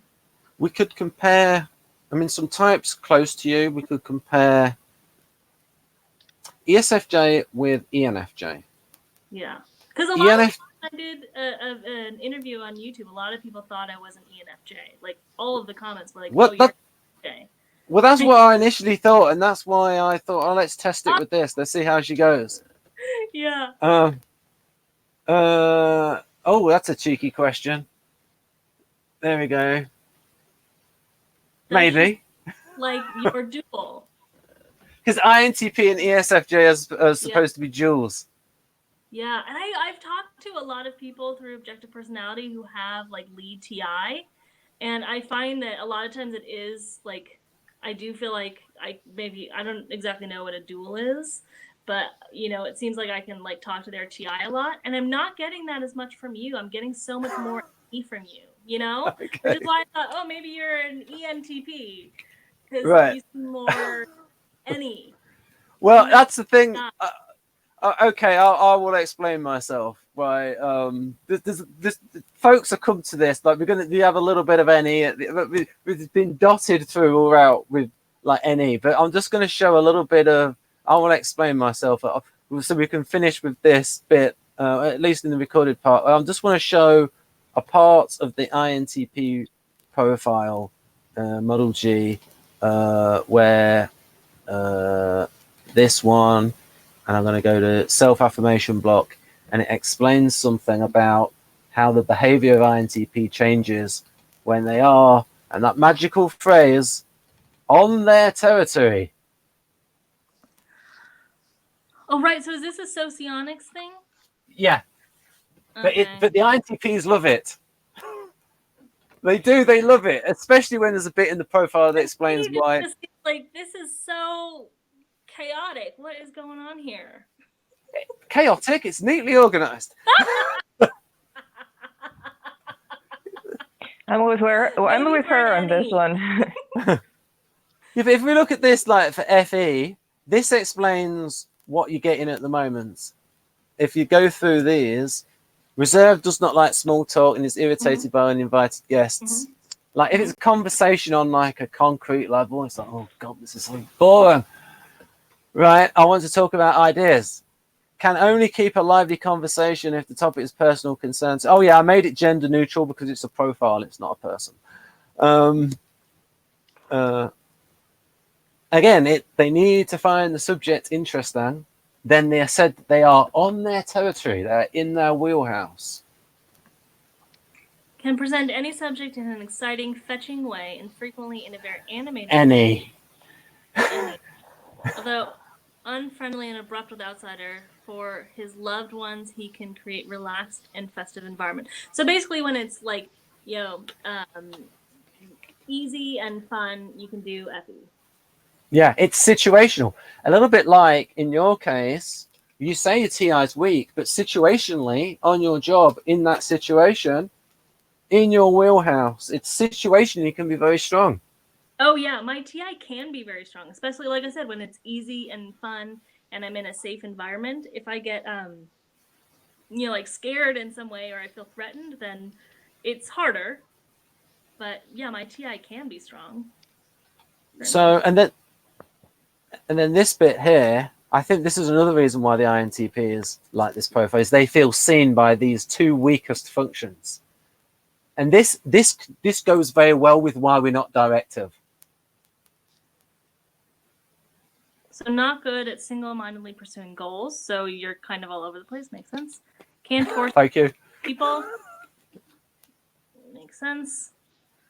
Although do you feel like you can't force or control other people? I'm not going to go into any Machiavellian tendencies. It's not like you have a good ability to control other people. I mean, you're on this video here with other people. You're teaching other people. You're like even I've been trying to say stuff, and you've been kind of controlling me into one sort of particular area to talk about. What? So I would say you seem like you can control just fine. Oh, thank you, and maybe not thank you, but but I will thank you. But okay, those things that you wanted to say, you can say them all now. Okay, probably the absence of crude competition. Ignore the rules or demands. Okay. Clear vision of the problem. And this is the bit I think, and one of them said to me that he thought this was gold because it explains what. I mean, Jeff calls me, I've got to say this carefully, a wannabe J. In turn, this explains that. Because it's like first in business matters can suggest a variety of entrepreneurial activities. Okay, so like maybe would that be like OI is like your aspirational thing? Like you want to be a J, you aspire to go in that direction? I think it's just they have the ideas for it, but they've not got the energy to implement it, and they move on to another idea. And that's even in the Keirsey profile. And I'll get up that line in a moment. But if you go through the rest of it, I'll just bring up that quote.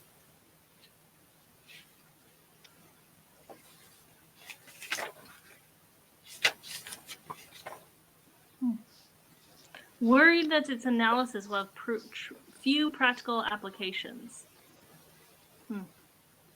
Yeah, so this goes in with this one. If an organization is to use their talents, If an organization is to use their talents effectively, architects must be given an efficient support staff who can capture their ideas as they emerge and before they lose interest and turn to another idea. There you go. Basically any difficulty narrowing. Yeah. Yeah, totally. Right then, so I'll just give you a quick look at the wait. other one. one. So that would be inflation or avoidance block. Does that mean you avoid SE and you avoid TE? Yes. Okay. And yeah. Is that the right? Wait a minute, that's a. Oh yeah, that is the right type. I got a little bit confused so you avoid there. those things. Self-affirmation. What would be the self-affirmation block? Like any and FE. Or what it means. Oh, right. Okay, what it means. Right. Okay. It's when they're on their territory. Like I said, it close range territory. So, like I said, when the INTP is on their own, not when they're on, when they feel comfortable, they like do the anything more, loosen, be a bit more extroverted with their ideas. I see it as expressing their ideas with the NE and the FE going together, ideas and expressivity, sort of coming and communicating ideas, that sort of thing. So the self-affirmation block is just like when you're in a situation that's comfortable. Yeah. Okay. Okay. Yeah, like close psychological distance, a feeling of comfort. You can get it a little bit with INTJ. It's like when they get in a role where they feel comfortable being a supervisor, and they've got TE and SE. And again, it's like conditionally, situationally, it is a strong function. But again, it has to be situationally strong. Here is an example of, and now this is why I call the type TINX, because both intuitions are strong. NE is valued and is there. This is in the background, but it doesn't really go off. It works, and this is what you get. This is why I want to do a lot of events with Benjamin, because he seems quite INTP-ish, and he says that his two strongest functions are TI and NI. So we want to go through the whole thing, evaluating ISTP or INTP for him. Yeah. So Benjamin is TISE. So he's an ISTP. Yeah, in OP, but he actually says that his two strongest functions are TI and NI. So he must be consumed sleep then. He must have double activated NI. Yeah. But one of the things I call this, imagine I call myself an INTP fish that doesn't know that it's wet with NI water. Yeah. I don't know I'm wet with the NI water. The fish doesn't know it's wet, an INTP fish doesn't know it's wet with NI. It's like, because if we predict the future and it's like, that's cause and effect, that's logic. But what it might be is the NI leads us to think in that way, and we only get the logic in our consciousness of it. Like, what's leading us to think in that direction? That might be how the NI is working in INTP, because ISTPs don't do that as much. ISTPs, that would be, okay, TIS. Yeah, I think it also depends on how your observer functions play out. So an INTP and an ISTP would both have, N and S in the middle as their middle functions, and it would depend on, so like if I were to put this in objective personality terms, it would depend on whether they're masculine or feminine, whether one is double activated, one is single activated, which one's stronger than the other. So like if you have an INTP who has double activated masculine SI, they might be really good at both SI and NI because they're just really good at the control. So I would just think it depends on how your observers play out, how strong your S is and N is. This comment might mean something to you. Model G is a social outlook. Oh, I don't know what the Model G thing is. This is Model G, what we're looking at the moment, but the social outlook, is that a thing in... Oh, it's social outlook rather than self-tribe dichotomy. Social outlook, so like how they interact externally. Yeah, I mean, the idea is, now I'm going to be updating these graphics with new information about how it's arranged. So you've got these two factors involved in the arrangement of this, where you've got decreasing energy and the idea of distance. So with INTP, that they're naturally in their introversion, and they have to make a special effort to do the extroversion things. Now, the weird thing in this is the column on the far right, this launcher and control, where Victor has it modeled as very low energy, but very high information for that function. So it's like, so in the case of ESFJ, they like to be stimulated by NE, maybe stimulated by ideas. Yeah. But it's not, but generating their own ideas might be harder for them. So, okay, I'm looking at this. So this breakdown right here, it says maximum energy to pessimism energy. So it's saying basically TI and NE are the easiest things for the INTP to use, correct? Yes. Okay. So then it's saying that NI is actually easier than both SI and FE. Yeah. So that's quite interesting. So for you, it would be extroverted sensor in that Yeah. position. And so for this one, for the INTP, I would think that the SI should be easier to use. Like the SI is pretty far to the right. Seems like that would be, it's in the avoidance block, right? Yeah. Like, the thing is, SI. the thing is though, it's Socionics focuses on one aspect of SI. That is like the internal bodily harmony, that like logistical kind of stuff. So that's why it puts stuff like has modest requirements for comfort.